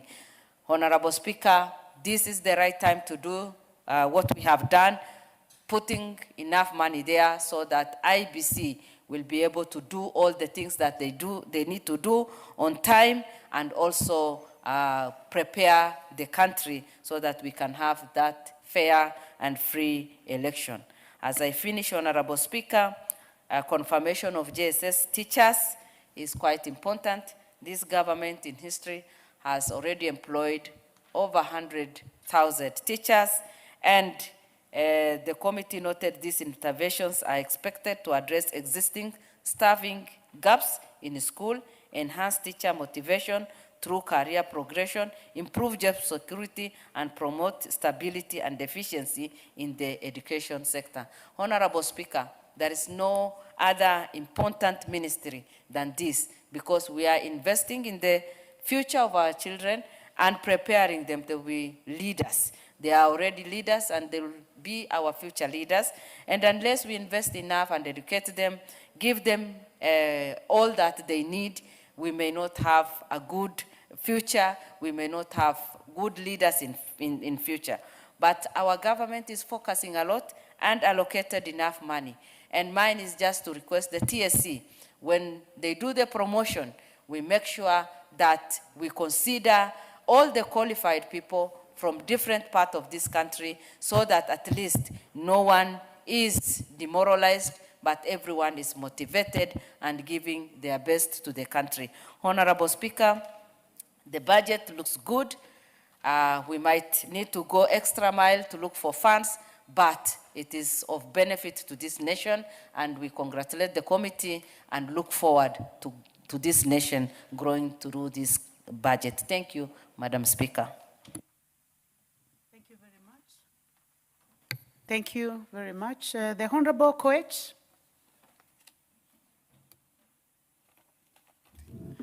Thank you very much, Honorable Speaker. Let me also add my voice to this budget estimate 26-27. I'm not going through the entire document, but I must say that the Budget Committee, I must allow the Budget Committee for very job well done. A team that is chaired by my very good friend, Sam Atandi, has done a very good job. A budget of 4.8 trillion, Honorable Speaker, is just not about numbers. It is about the real transformation that this country needs. It must interpret into development. It must be seen to be going down to the people in terms of development. And I've taken time to look at the budget. And I must say that the areas that we've always wanted have largely been covered, particularly the issue in the teaching sector. I want to confirm, and I'm very happy today because every member in this House has received a message from teachers and confirmed teachers, the JSS teachers, that have always been sending us messages that kindly please create budget for us so that we can be confirmed. And in this estimate, there is good news. There is a budget line for them now, and it means that all the JSS teachers will now be confirmed. Those that have been on temporary basis will now be confirmed because there has been allocation towards that end. What does that mean? It means that our teachers, the ratio of teacher to student will now significantly reduce, making it very important in the teaching fraternity so that we have students who have a lesser, who have teachers are able to cater for the numbers of students that we have. And I must thank this administration, the William Samoei Ruto's administration. Having 100,000 teachers employed in the space of the last 3 years is not mean feat. It is the highest number, the biggest number that has ever been achieved since independence. We have combined the numbers of all the previous administrations and even surpassed it by the recruitment of more than 100,000 teachers, and now subsequently confirmation of all the JSS teachers that had been employed on a temporary basis. In terms of healthcare, particularly the primary healthcare, there is an additional fund, an improvement of fund. I must mention, Honorable Speaker, that if we members of Parliament are able to utilize this fund, we have issues, particularly in healthcare. And this is going to give a boost into SHA. We, as members of Parliament, all the time, have become a mobile social welfare. We contribute to fundraisers. We contribute because of diseases and people getting sick, and because of cost of hospitalization. Many of them die when they are not even supported. Now that there is an injection, an increase in the allocation to the primary health care, I think it will now give a boost to the healthcare of the citizens of this nation. We will have a healthier population. We will have a reduced stress on our hospitals, which significantly means that even our economy will improve. The other issue that I wanted to mention was the Nyota program. I know critics will have their say, but let me say this, Honorable Speaker. The Nyota program is a robust program. It is a huge program. It is a transformative program, particularly for those who have seen what it did in the previous phase of the rollout of this program. It is transformed because people, small entrepreneurs, are able to borrow. They are able to make significant input into their businesses, and it is real time because these are the small people with small businesses that are being supported. These are the mama mbogas given a small amount of money to start their business or to improve their businesses. These are the people who are hustling every day on border sector. These are the people, the shoe shiners that we have that are driving the economy of this country from the village level, now giving a pat on the shoulder by the government and giving them a resource to inject into what they already have or to start new businesses. We must be alive to the fact that we have a challenge in the nation. There is a ballooning population of young people without job opportunities. And as a country and members who are responsible, as leadership, we must be deliberate on what we want to do to our people so that we are able to create employment. This is a sector that I think is a game changer. And I must thank the Budget Committee for allocating about 12.5 billion to the Nyota program. That will be a significant boost. It will change. It will help our society. It will help the people who want to start businesses, small and big, in achieving what they intend to do at the smaller level. Then I come to the Ministry of Defense, where I chair. And I must thank again the Budget Committee. Honorable Speaker, the world has become extremely dynamic. Threats are becoming real and new every day. We are confronted by a world that is restless, a world that is erratic. Pronouncements that are made in the capital, whether it is Washington, D.C., or pronouncements that are made in the EU, have a direct effect on our national security. Therefore, the resource of our defense becomes extremely paramount in the budget-making process. I must thank my committee and the Committee on Budget for having considered the recommendations that we had made as a committee, so that we are able to conform with the reality and the changes in the global security space. I saw many people the other day in Nyanyuki when there was an attempt demonstration in the Laikipia Air Base. You must have seen the machine that was out. That is what we call an APC. That are the new systems, armored personnel carriers that our military have acquired. We will continue, we must continuously make sure that our military, as a defense of our sovereignty, is well-funded, well-catered for, so that it continues to secure our borders. We have, like I said, we have restless neighbors. There is an imminent threat every single day. And as a country, we must not sleep. We must make sure that we resource our military.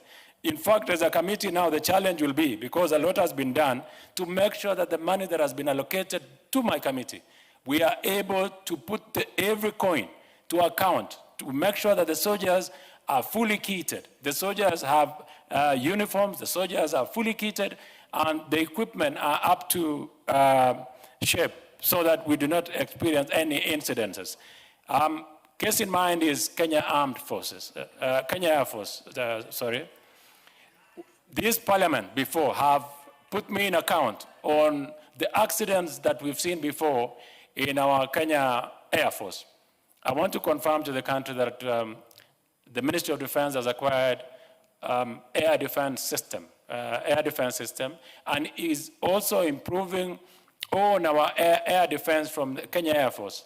I wouldn't go to the details, but I want to say that today, our Kenya Air Force is more equipped, better trained, and is going to confront any challenge that might face them or threat that might face them soon or in future. Honorable Speaker, I must also say that in terms of our intelligence gathering, the National Intelligence Service. The National Intelligence Service, and I must use this opportunity in a very big way to thank the National Intelligence Service Director, Mr. Nordin Haji, for transforming our national intelligence infrastructure. Today, information gathering has become even more better. Honorable Speaker, many people might not know that a lot of terrorism and terrorist attempts have been thwarted by our national intelligence system because of information. Members from the Northeastern will, where of course we've had prevalence, those that come from Rift Valley, my region, particularly those in Baringo and the Samburu and Turkana, will tell you that we have had a very robust information gathered at this parliament. But National Intelligence Service have been at the forefront. And from when we started at the onset of this 13th parliament, I can tell you there are very, very few cases of successful penetration by the terrorists and terrorist attempts in Kenya, merely because we've continued to resource our National Intelligence Service so that they can improve and increase the number of the workforce of officers in our National Intelligence Service, buy more sophisticated technological equipment that is used and advanced, that is used to gather information, to collect information, and to transmit information. That I must thank the honorable colleagues and the Committee on Budget for seeing it better again to resource it. I also must mention a sector. Honorable Speaker, let me even mention to this House that we have something called defense industrialization. In India, Bangladesh, and Pakistan, under Ministry of Defense, there is actually a Ministry of Industrialization. It is massive. I have seen comments at times from people who do not understand the support that the Ministry of Defense does give in making sure that as a country, progress of works is achieved on time. You look at Talanta today. You look at Wajir, where we held the celebrations the other day, 1st June celebrations when we were held in Wajir. And if you looked at the timelines that the Ministry of Defense had been given and the timeline that they took to execute the project until we had celebrations there, I want to tell you, Honorable Speaker, that it shows you that there's a lot of inefficiency in government. That is why the Ministry of Defense has been brought in to support in supervising most of these projects. We have about 48 projects active that are being supervised now by the Ministry of Defense. We have the Talanta Stadium, we have the Bombers of Kenya, we have roads, we have hospitals that are being built, we have stadiums that are being built, we have water infrastructure that is being put up by the Ministry of the Defense, we have supervision of our railway. So in a way, even the budget that we allocate here, most of it also at some point will have to go into the supervision of the work that are being done by the Ministry of Defense. And I want to laud the Ministry of Defense and P.S. Mariro and of course Honorable Soipan, both of them are our colleagues, both of them are on the Speaker's panel, in the way they have transformed our military to become even more robust, to be a military that engages people, to be a military that makes sure that our economy as a country, the infrastructure, development of infrastructure is development of our country, and continuous development of that infrastructure and supervision by the ministry is commendable. And as a House, we must laud them for meeting those targets and making sure that they become part and parcel of our bottom-up economic transformation agenda. Honorable Speaker, as I conclude, I want to thank the Budget Committee. I've looked at different areas from education. I'll still go through this document, education, healthcare, transport. Transport, I must equally, in the same measure, thank the ministry for thinking outside the box. Today, Honorable Speaker, we'll be having a challenge if we do not have a thoughtful and an innovative mind in the Ministry of Roads and Transport. That today, beyond our normal budget, our normal revenue, and the direct injection of capital into the sector, they have become extremely innovative, and now they have explored the securitization model to be able to fund some of the infrastructure that for many years had not been developed. I am certain that every county in this country today, machines are roaring on site, machines are moving, some roadworks are being done, earthworks are being done, and this is what we need. As members of parliament, as we go to election, part of the things that you must show your people is what you've achieved. What is it that you've done as member of parliament? And even though we do not manipulate how funds are allocated, this House and the Budget Committee must make sure that there is equitable distribution of resources across the country so that the entire country can achieve meaningful change. With all many remarks, I must say this is going to be a transformative budget, and I want to laud the Budget Committee. I support, Honorable Speaker. Thank you very much. Thank you very much, Chairman. Honorable members, before I go to the next honorable member, I would like to recognize this morning, seated in the Speaker's Gallery, we have Kia Wambogo Senior School from Kangema constituency in Murang'a County, and Moi High School Mbiruri from Runyenjes constituency in Embu County. Thank you very much for visiting the National Assembly. You are welcome to continue observing proceedings of the House. Honorable members, we now go to the chairman for Departmental Committee on Health, the Honorable Dr. Nyikal. Thank you, Madam Speaker, for giving me this opportunity. Madam Speaker, as I rise to support this budget, I'll only make comment on 3 areas that I think are important. Money has been put, but we may have to do a little more. Starting with the area of education, as you have already seen, actually it has got the largest share of the whole budget, but we still have issues there, and I think the main thing is there is harmonization of policies. We have so many policies that have come up, and the university funding, which is there, competence-based education, which is there, capitation processes. I think these are all great ideas and are rightly funded, but the issue is the efficiency with which they are being implemented, I think, is being hampered by their many and they are not harmonized. I think if we have to harmonize them, I think we will get a better result for the more money we have put there.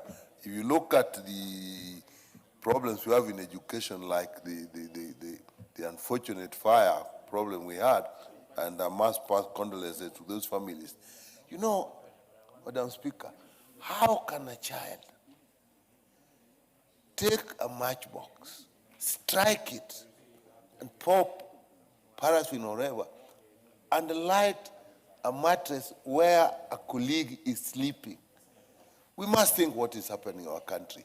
So with issues like that, I think the more money we put there, but it's better, but we look at processes that are going in there.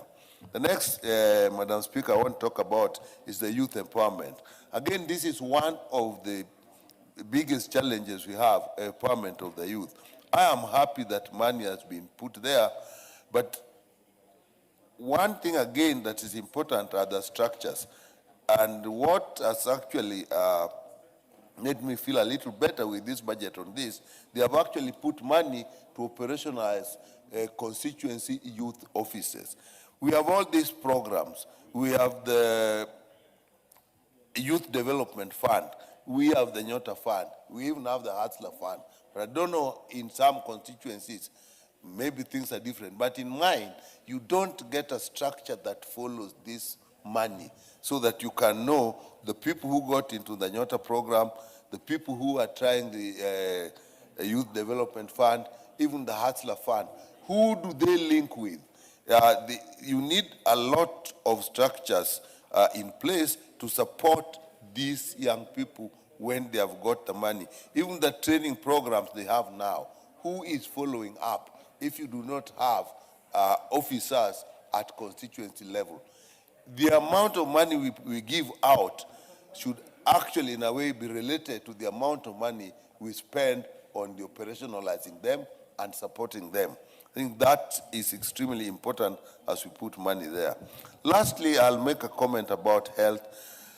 I know, and I appreciate the Budget Committee, that the proposals we put from the Health Committee actually have come through. Primary Health Care Fund, the increase from 13 to 19 billion is extremely important. People have issues with SHA. Some are saying it doesn't work, some are saying it's working. But the problem is actually simple and straightforward, and this will help it. A lot of people, 30 million people, have now registered under SHA, but only about 5 million have actually paid the premium. But why are we registering them? So many, if they are not covered under the premium? Because we have the primary care fund for which they do not have to pay a premium. And if we increase this money, which is going to support level 2, level 3, and even some outpatients in level 4, that will go a long way, because for that, people do not have to pay a premium. So long as you have registered, you will get the service. But Madam Speaker, again, another important thing in this area is how is this primary health care fund used? It's actually disbursed directly to the facilities through the Facility Improvement Fund, and that is now under the management of the counties. We have a problem there. In some counties, this money is not properly used, so that facilities have money, some are back in the county, some have even put what I would call almost like bylaws that put the money back. So this 19 billion, if we improve the utilization through the Facility Improvement Fund, and the counties actually strengthen level 2 and level 3 using this money. Madam Speaker, can you imagine Kenyans going to level 2 and level 3, getting treatment, getting their drugs and going home? That is a huge change, and it is possible with this 19B that has been put. And if we do that, then it will actually take off the hit on social insurance fund, which is the shift, and we'll see a marked improvement. At the same time, we have put in money on KEMSA, 20.9B. That's a lot of money. And again, if the distribution of drugs using this money works well, and the facility improvement funds, if you can get a situation where in our primary care facilities, the primary care network, level 2 and level 3, people actually get drugs, not just being seen and told to go and buy drugs. That would work, and that is why KEMSA is actually being funded at this level. Again, the link between KEMSA supply and the county is important, because sometimes counties actually don't pay KEMSA once they have been supplied. So that if that doesn't work, then every year we'll have to put large amounts in KEMSA. While the design was that it should be like a rolling fund, so that if you put money and the counties buy, then KEMSA really doesn't need to be funded every year. But if you look at the debts that KEMSA have, basically it's government, from the Ministry of Health for distribution and storage, and from the counties that do not pay when KEMSA has delivered. And we have found that in counties where actually KEMSA is paid and drugs are delivered, we find that even Facility Improvement Fund works better. So that's an area we should really spend that money properly.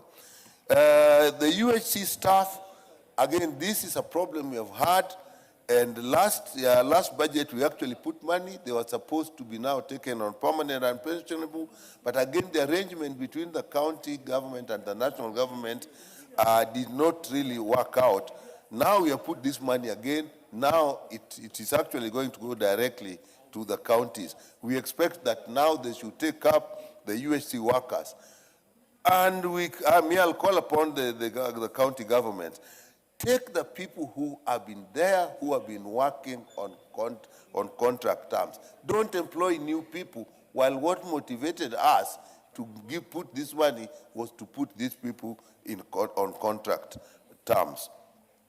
Madam Speaker, also the supply of global fund for malaria, TB and HIV, 18.5 billion. This is welcome, and again, our committee is thankful to the budget committee, because this is an area that for a long time has been funded by the donors.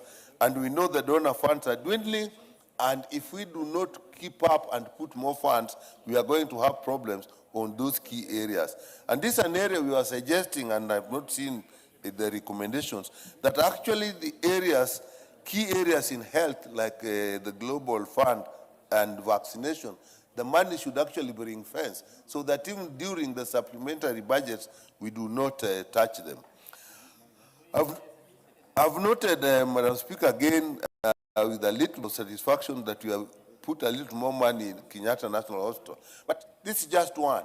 All these level 6 facilities, Kenyatta National Hospital, Moi Referral, Kenyatta University, they have a big problem of personnel emoluments. Because when we started and there was anticipation that with the working of SHA, they will actually raise a lot of funds, which they should.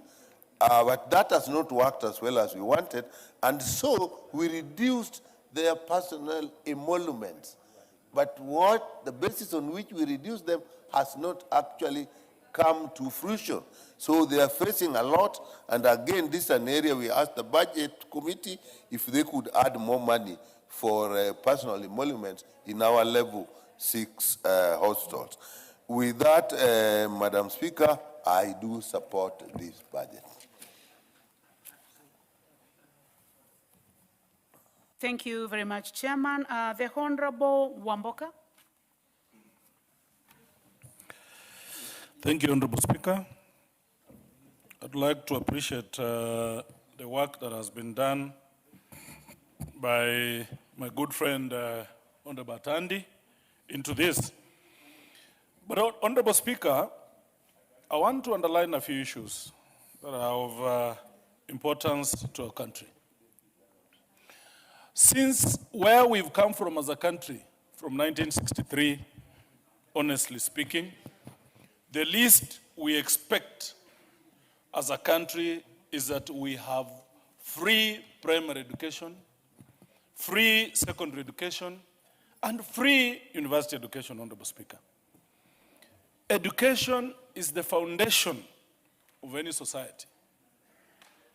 But Honorable Speaker, looking at the way the trends that have been happening in this country, education is not funded enough, Honorable Speaker. The other day, when the President was saying they have released capitation, Honorable Speaker, in our dismay, they had released only 95 shillings per student, Honorable Speaker. Those are peanuts.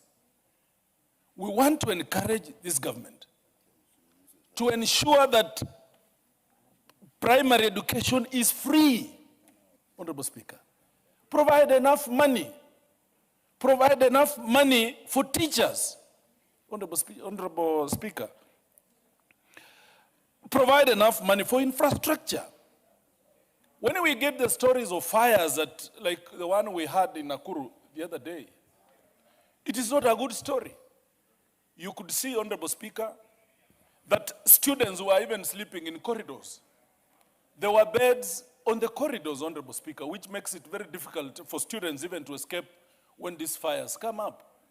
We want the government to prioritize education of our children in this country, Honorable Speaker. Provide enough monies for infrastructure. If you give a teacher, a head teacher, 95 shillings per student, for how long can a student depend on 95 shillings, Honorable Speaker? We are encouraging this government to wake up from slumberland and ensure that they prioritize the issues of education, Honorable Speaker. If you asked me, for instance, between housing and education, I will go for education. It will matter not how many skyscrapers you build in this country, Honorable Speaker, as long as our children are not in school. As long as we don't have infrastructure in our schools, Honorable Speaker, it will matter not. If you go to my village, if you go to Bumula constituency, we don't need housing. We don't need housing. We need education. We need infrastructure in our schools. We need our children to feed and stay in schools, Honorable Speaker. I dream for that day when education will be free in this country. I miss the late Honorable Mwai Kibaki, His Excellency. I miss Uhuru Kenyatta. Mwai Kibaki gave us free primary education, Honorable Speaker. Uhuru Kenyatta brought us free secondary day education, Honorable Speaker. This government must do something. They must have a signature on the education of this country, Honorable Speaker. We want to encourage this government to go out of its way to ensure that they prioritize matters of education. Teachers, JSS teachers, we have 44,000 teachers, JSS. I've looked at the budget, they're only accommodating 20,000 teachers, Honorable Speaker. I want to beseech this government that why do we take our students to school if we cannot absorb them? Did I hear a point of order from the chairman? No. Please proceed, Chairman. Chairman, Budget and Appropriations. Thank you, Honorable Speaker. Honorable Speaker, the Honorable Wamboka is my good friend. I just wanted to correct him that only JSS teachers who are going to be confirmed and those that have served for 2 years. The arrangement is that every 2 years we confirm JSS teachers. And therefore, the amount of money we have in the budget is sufficient to confirm JSS teachers who have served for 2 years. Therefore, there's nothing out of order on your point. Thank you. Honorable Wamboka, please proceed with your debate without misleading the House. Make sure that you have read the report so that you are able to debate based on facts. Honorable Speaker, we have 44,000 JSS teachers who are not employed. I agree with what Honorable Batandi is saying, that those who are served 2 years are 20,000, Honorable Speaker. We want to encourage the government that once we train these teachers, Honorable Speaker, we have deficiency of teachers in this country. Absorb all of them. I agree with what Honorable Batandi is saying. It is a fact. But why can't we take all of them, even those who have not served 2 years? That's my point, Honorable Speaker. So I want to encourage, Honorable Speaker, that once we train our students, we take them to universities, we take them to colleges, Honorable Speaker, let us ensure that we have enough teachers to go and service our schools, Honorable Speaker. Teachers are suffering in this country, Honorable Speaker. If today a teacher falls sick, woe unto him or her, Honorable Speaker, because of this something called insurance. SHA has caused a nightmare to teachers, and I speak for teachers of Bungoma County. The other day, they were being treated at Bungoma West Hospital. It collapsed. Now teachers are hanging. You go to this hospital, SHA is not working. You go to this hospital, SHA has been suspended. Teachers are suffering. Let the teachers go back to their days of dignity where they have an insurance that takes care of their needs without being inconvenienced, Honorable Speaker. Madam Speaker, healthcare of any nation is key to the future of that nation, Madam Speaker. Our hospitals, we want to encourage the government to put more money. Yes, they have increased the budgets for healthcare, Madam Speaker, but we want to encourage them to provide free healthcare for the citizenry of this country, Honorable Madam Speaker. Our people are suffering. Our people are dying every other day. Those who cannot access medication, they're dying. And they're dying from as basic ailments as malaria, Madam Speaker. We want to encourage this government to prioritize matters of health, Madam Speaker. If you have a healthy nation, you have an educated nation, Madam Speaker, 90% of the problems that befall a country will not be there, Madam Speaker. I want to thank the committee of Honorable Atandi for providing a stipend for our village elders. We started this initiative with the Honorable Mwangi Mutuse, Honorable Speaker, when we were working on this motion.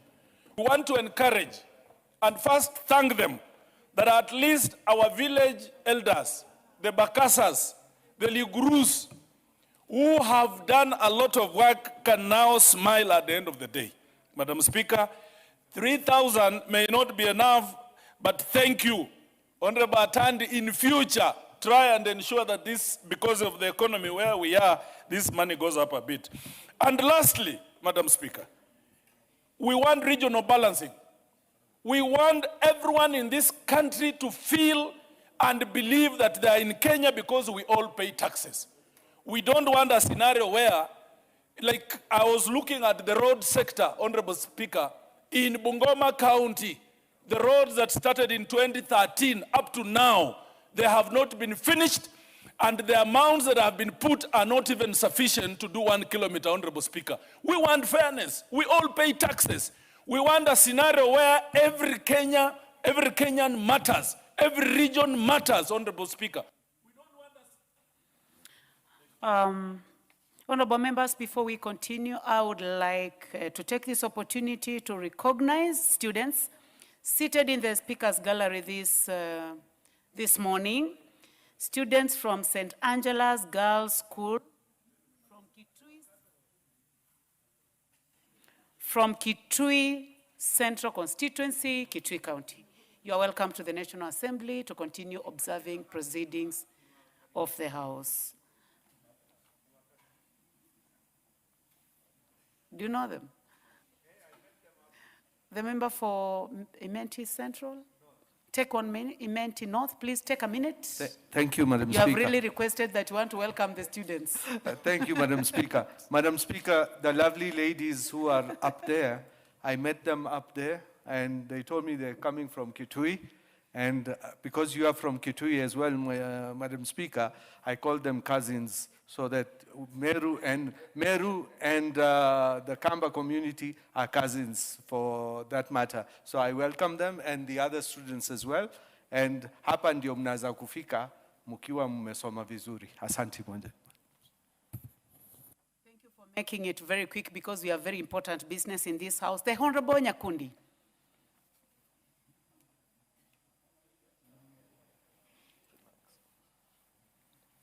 Thank you, Honorable Speaker, for giving me this opportunity.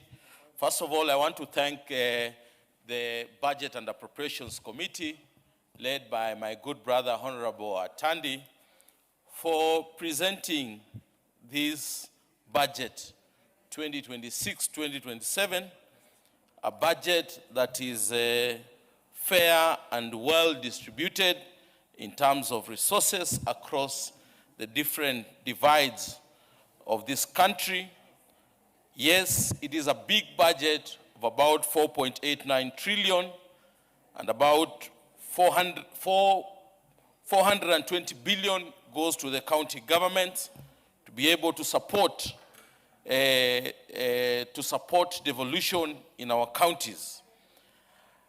Honorable Speaker, I have looked at this budget and I have seen quite substantive amount of money, about 789 billion Kenya shillings, that is going towards the education of this country. Education is very important, and education is the only equalizer in life. I've seen my good brother, Honorable Wamboka, saying that this government is not prioritizing education. I want to tell him categorically here that if there is one government that has prioritized education, is this government. Because in this government, William Ruto and this government has been able to employ more than 100,000 teachers. And again, as we speak, in this budget, we have put in 8 billion Kenya shillings that will go into recruiting the intern teachers into permanent and pensionable basis. I want to also tell Honorable Wamboka, who's my good friend and has just left, that it is this government that has moved the budget of education from 500 Honorable billion. Nyakundi, I would have wanted the Honorable Wamboka to be in the House so that he can listen to you, because you have gone through the report and you are giving facts within the report from the Budget Committee. You know, it's unfortunate that he has spoken, said very negative things, and he has left. So, honorable members, I encourage you that after you have debated, it's good to remain, even if it's for 5-10 minutes, so that you can get a feel of what the other members are saying. Please proceed. Honorable Speaker, I think it's because Honorable Wamboka knew that I'm standing to speak, and I'm going to give him clear facts. That is why he decided to run away. But I think I'll share with him this after this. It is in this government that the budget of education has moved from 500 billion to 789 billion. An increment from 2022 to today, an increment of more than 200 billion to support capitation in JSS, to support capitation in primary school, to support TVET, to support help.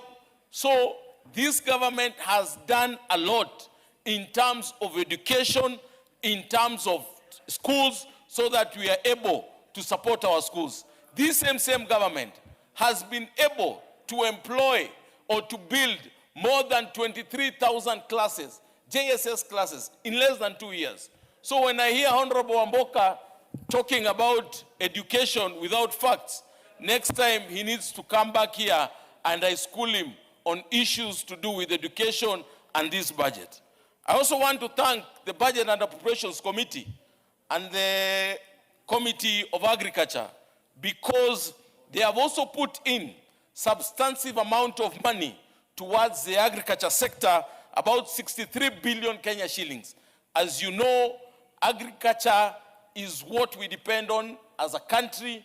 A few years back, we had issues to do with agriculture, but we have put enough money, about 18 billion, towards the subsidy of fertilizer and towards subsidy of seedlings, about 2 billion. So I want to thank the Budget and Appropriations Committee for doing a good job on that. I also want to thank the Budget and Appropriations Committee because, as you know, in any budget, the first charge is CFS. There's a lot of money that has put in towards paying debt that we have as a country and interest of debt that we have as a country. About 1.1 trillion Kenya shillings has been put in towards the assistance of paying debt in the country. A lot of money, as my good brother Honorable Mboka has said. As you know, most of our village elders used never to be paid, but about 3.95 billion has been put in towards paying the village elders. That stipend will go a long way in supporting these village elders, so that, because as you know, the village elders support the government and support the people down there in various activities that they do. Another very important point, Honorable Wamboka said here that the money that has put in for infrastructure is not enough. I remember in 2022, the money that was there for infrastructure was 75 billion. Today, as we speak today here, the money for infrastructure is 170 billion. As a country, we have moved most of the roads that had stalled back then. Some from 2018, there's some roads even in my constituency that had stalled. But as we speak here today, all the roads that had stalled, contractors are on site and the roads are ongoing. And we're also getting support, not only from the budget, but we are also getting support from the securitization of the securitization. The 7 shillings that we put in for securitization has helped us in supporting our roads, and most of our roads are ongoing. And we want to thank the Ministry of Roads for the good job that they are doing towards supporting the infrastructure. Lastly, I want to talk about the money that has put in for last mile electricity connectivity. About 12 billion has been put in towards public facilities, towards transformers in constituencies. As you know, electricity should not be for the rich or for a few. Electricity should be for every Kenyan, so that this electricity goes a long way in supporting kids to do their homework, in supporting in terms of industrialization. So I want to thank the Energy Committee also so much, because of putting in that money. It will go a long way in doing the last mile connectivity. Generally, I want to thank the Budget and Appropriations Committee because of presenting a budget that is equitable across the country. Every part of this country has been touched in this budget. If you look from northern Kenya, roads are ongoing. Western Kenya, roads are ongoing. Coast region, roads are ongoing. And many other projects are going on within the country. So I want to thank the Budget and Appropriations Committee and each and every other committee that took its time to present their budget towards the Budget and Appropriations Committee, and I believe this budget will be able to transform this country and bring the development that is required. Thank you, Madam Speaker. Thank you. The Honorable Naisula Lesuda. Thank you, Madam Speaker, for giving me this opportunity to also contribute. And from the onset, I must say that I support the report that is before the House. And I'd also like to congratulate the Budget and Appropriations Committee where I sit, and which is chaired by the able chairman, Honorable Atandi, for his guidance, and also for the long hours that we put in listening to the departmental chairs. I also would like to congratulate the departmental committees for the work that they put in before they came before the Budget and Appropriations Committee. I know that they interrogated and they also engaged a lot with the departmental committees of different sectors, and that is what has led to this report finally being tabled in the House. Madam Speaker, I just want to pick from where one of my colleagues had left on the issue of equity.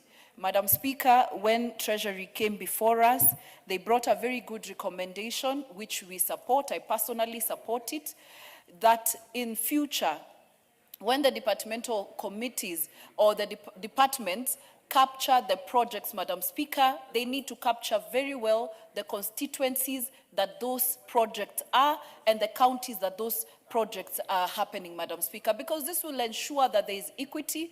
This will also ensure that it's not just some people sitting in the departments, in the different ministries, Madam Speaker, putting projects in one area. We must ensure as a country that we have equity. There is no constituency or county that should be left behind when we are dividing the national cake, Madam Speaker.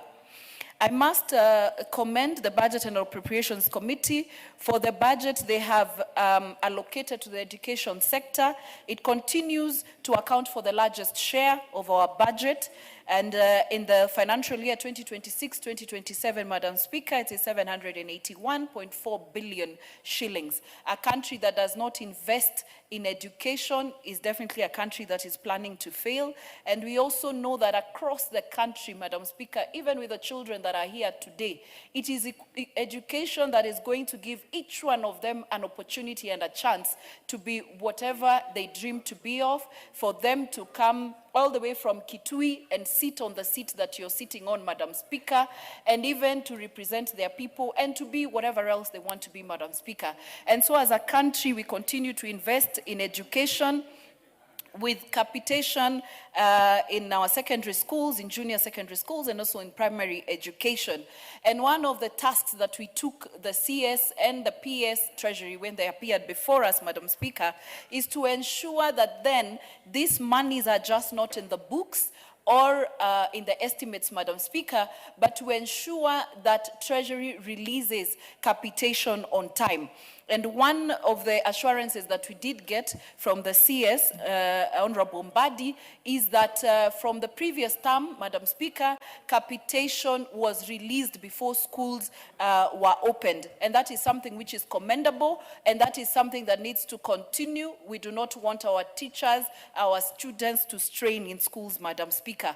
And so we hope that that trajectory will continue as we move forward.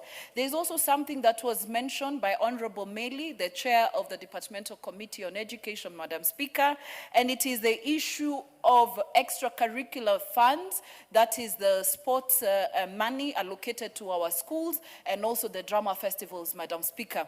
We all know as members of parliament how it is, especially on second term, when our children have to participate in these extracurricular activities, that we are always asked for funds, for transport, to hire a bus, for their lunches, Madam Speaker. Well, this is something that is in the budget, which has been budgeted for, and it is also important that it be given per capita, that is per child, in school, released on time, and the respective head teachers to put this money into that use. So that, because it is not factored in NGCDF, it is mostly from members of parliament pockets, it can be catered for in schools, Madam Speaker.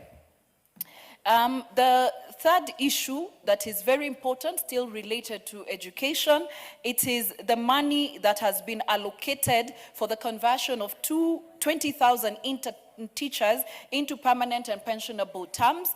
That is 4.9 billion, Madam Speaker. We know that our intern teachers have been putting in a lot of hours, teaching hours in our schools, and they have also been reaching out to us that they be absorbed into permanent and pensionable terms, and 20,000 of them have been factored in this budget, Madam Speaker. And on this, we have to commend that the numbers of teachers are really going up, and this will help our learners in our schools. Madam Speaker, I must also commend that NGCDF budget has gone up to 61 billion from 58 billion 2025-2026 budget. And personally, I have been at the forefront fighting, and most of these members, Madam Speaker, and even our courts have now declared NGDCF constitutional, and anyone else who would like to have this debate should know that it is the people of Kenya who actually spoke and said that they would like NGCDF to be as it is. Because, Madam Speaker, of all the budgets, I must say that NGCDF is what equalizes all of us. Our schools in whichever part of the country, Madam Speaker, our children getting the bursaries at the constituency level, Madam Speaker, matters to do with environment, NGDCF, and even GAF, Madam Speaker, is a very, very important fund that helps our women at the county level, even with the mega resources that they receive as NGAF, Madam Speaker. We see the great impact that it has, especially for our women and youth, and the increase should even be more in the future, Madam Speaker.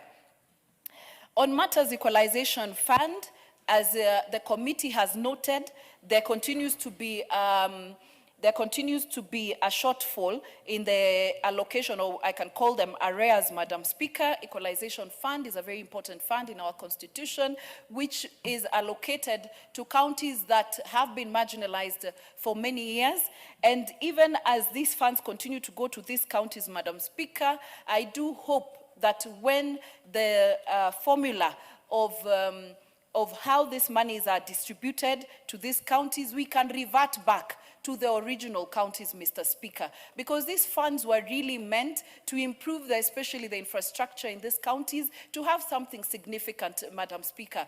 This money that we are now taking to the ward level, we are doing roads of 10 million, 20 million, Madam Speaker. That is not how we equalize these counties. We need to put funds which are going to improve these counties, Madam Speaker, to levels that are meaningful in terms of building roads that interconnect these counties, that interconnect constituencies, Madam Speaker, so that then the true meaning of equalization fund will then have a meaning. Madam Speaker, there was one other observation that has been mentioned here severally, and it is the issue to do with SHA. Personally, I have members of the public in my constituency who have benefited, and also we are paying for members SHA through NGCDF, Madam Speaker. But then we have noted that there is need for the Ministry of Health and the Social Health Authority to institute a predictable and time-bound claim reimbursement mechanism for healthcare facilities, with priority being given to public health institutions that rely heavily on SHA reimbursement as A in A, Madam Speaker. We have then to make sure that our hospitals at the county levels are reimbursed on time, so that the members of public can then access the much needed health facilities, Madam Speaker, at our counties. And so, as I conclude, it is also important to note that money that has been given for the village elders, it's a stipend, but it is very important because these village elders in our communities do a great job. Lastly, on interns, PAC, there is a provision of 2 billion under the PAC internship program. It is an important one, Madam Speaker. We have many of our children who have finished their university and colleges, and they need to go through internship program, Madam Speaker, and it is important that the government then consider them in a stipend, and the committee has asked the Auditor General to actually audit that these funds be used for that specifically and not for operations, Madam Speaker, so that our interns can serve in an environment that is conducive. Thank you, Madam Speaker. I support. Thank you very much. Honorable members, in the absence of the Honorable Rindikiri Mugambi, Chair Housing, I'll go direct to the Chair Agriculture, the Honorable Mutunga. Thank you very much, Honorable Speaker, for the opportunity to also contribute to this adoption of the report by the Committee on Budget and Appropriation on the next year's budget. Honorable Speaker, I wish to thank the committee for the good work they have done and for the considerations that have come, and most of the members have noted those considerations. Honorable Speaker, I would like to take note of the important consideration this time around of the support to the village elders, the ones we call area managers. Honorable Speaker, these people have always been asking us why we are not doing anything about their situation. And it is important to note that this time around, at least, this House has looked into their direction and given them some recognition, however meager it is. Honorable Speaker, from zero to something positive is always good. And it's notable that the budget this year has done that particular support. Honorable Speaker, if I may look at the proportions and address the House on the issues, matters agriculture, Honorable Speaker, agriculture is still not a major priority in this country. It is not one of those areas that are being favored by this budget. Honorable Speaker, we have been around priority number 8. But we forget that agriculture is one of the sectors that provide to the basic needs. And food is basic. Besides food being basic, we will also, in a few minutes, look at how can agriculture really drive this economy. Agriculture, Honorable Speaker, is a key supporter to employment. The greater proportion of those who are employed in this country are employed in the agricultural sector, and that there is immense potential to employ even more. It is one of the main drivers in terms of earning foreign exchange, and Honorable Speaker, it's the key driver to industrialization. This country requires industrialization. I have absolutely no problem with financing education, and I know education is a liberator and an equalizer. I have no problem in doing roads and doing electricity and all the other areas. But Honorable Speaker, as an individual and as a member of this House, I have a problem in a country where we are not focusing on creating jobs. And the easiest way of creating jobs is supporting agriculture. Honorable Speaker, if we give agriculture 3.9%, against a lot of effort by the African Union through the Comprehensive African Agriculture Development Program, where we have been discussing and negotiating and signing protocols to support agriculture at least 10%, and having evidence from countries like Rwanda, countries like Ethiopia, countries even like Tanzania here, who have given significant support to agriculture and are realizing double-digit growth, then we realize that we are missing the point most of the time. It is important to have very educated people, but it is also very frustrating to have educated people who have no jobs, when you have opportunities to create those jobs. And if you may want to look at it, Honorable Speaker, agriculture is the one that basically will give us sustainable agri-food systems. And for us to have sustainable agri-food systems, a lot of work goes by and jobs are created. Increased public investment can only occur easily in agriculture. This is where almost everyone in the community, almost every Kenyan can invest. Inclusivity of the youth and also generalizing the growth, inclusive growth, can easily happen in agriculture. These are key themes that are integrated in the bottom-up economic transformation agenda. They are key themes that are integrated in the Africa Agenda 2063 for Africa, and they are key themes that are integrated in the Vision 2030 of this country. So they are there, but they are not really responded to effectively. If we take a close look at bottom-up economic transformation agenda, out of the 9 priority areas that are considered as growth areas in that particular agenda, 6 have an agricultural, in fact 7, considering fisheries as it were. They have an agricultural background because blue economy and fisheries basically has been agriculture. So if we look at what support we are giving to the dairy sector, the tea sector, the rice sector, the edible oils, leather, and so on, then we realize that we are not doing enough.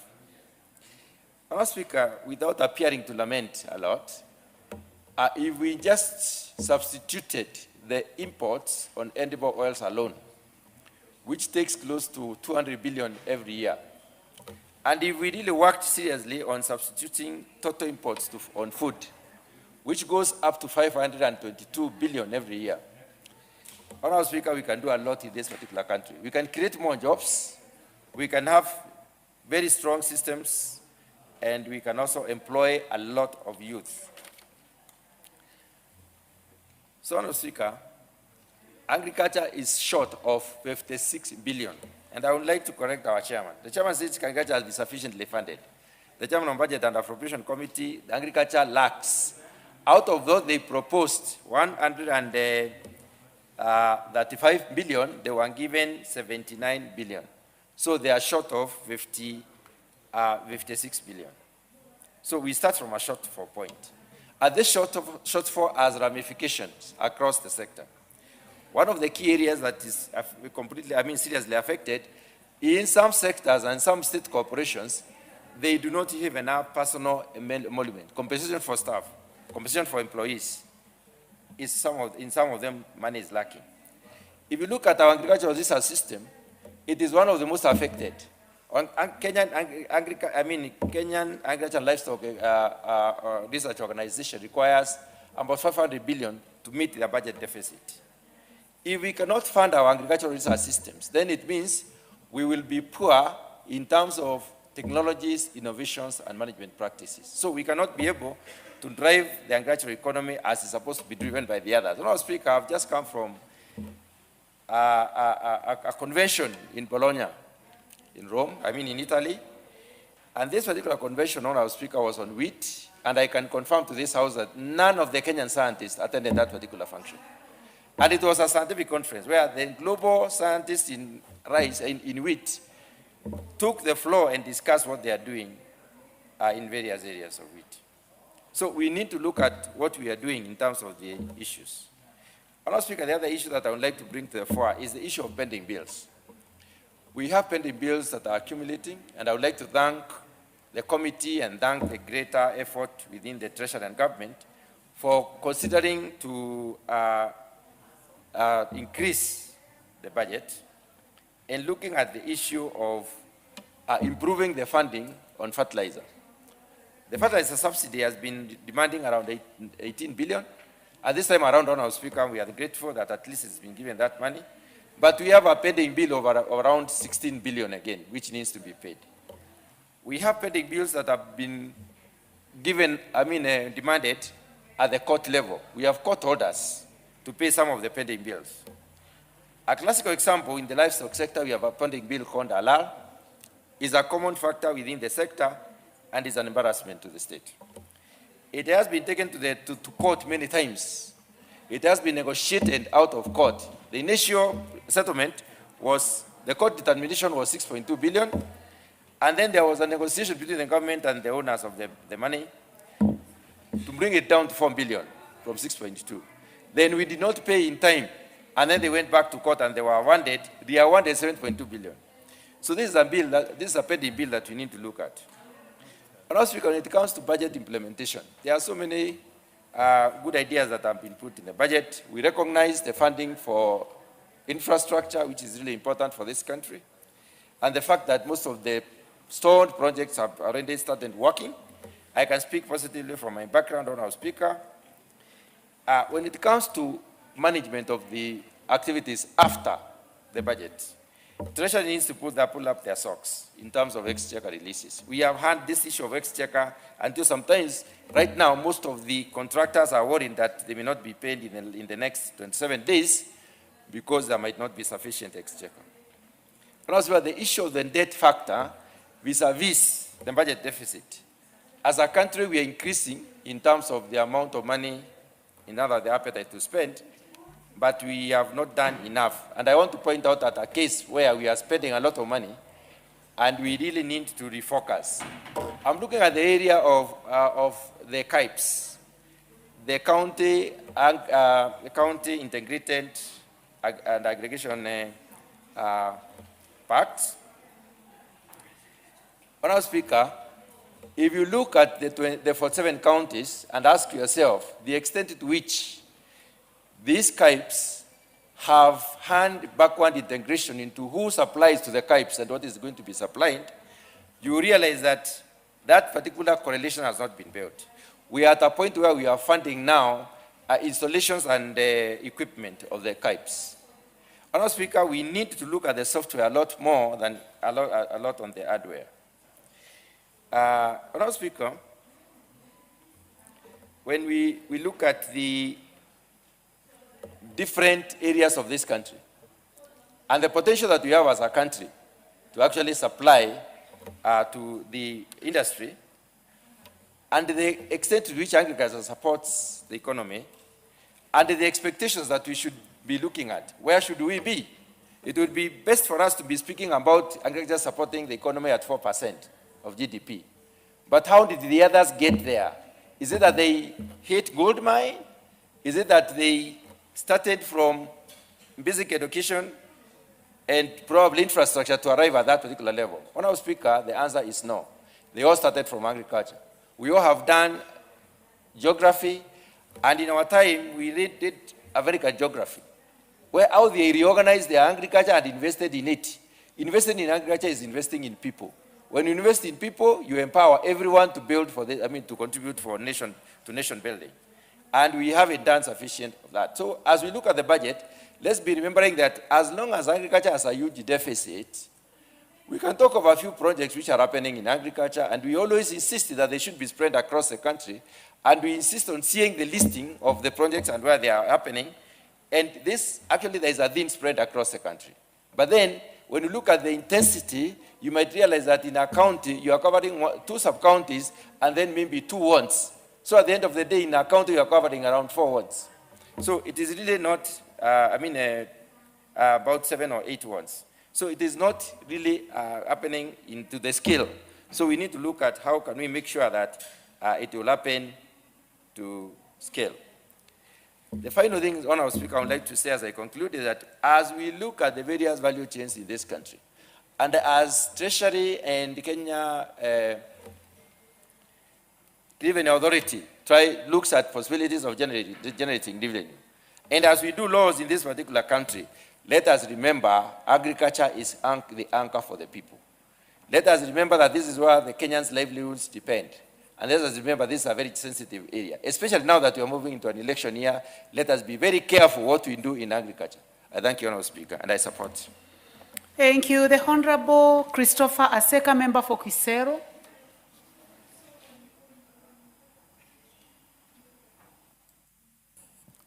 Thank you, Honourable Speaker.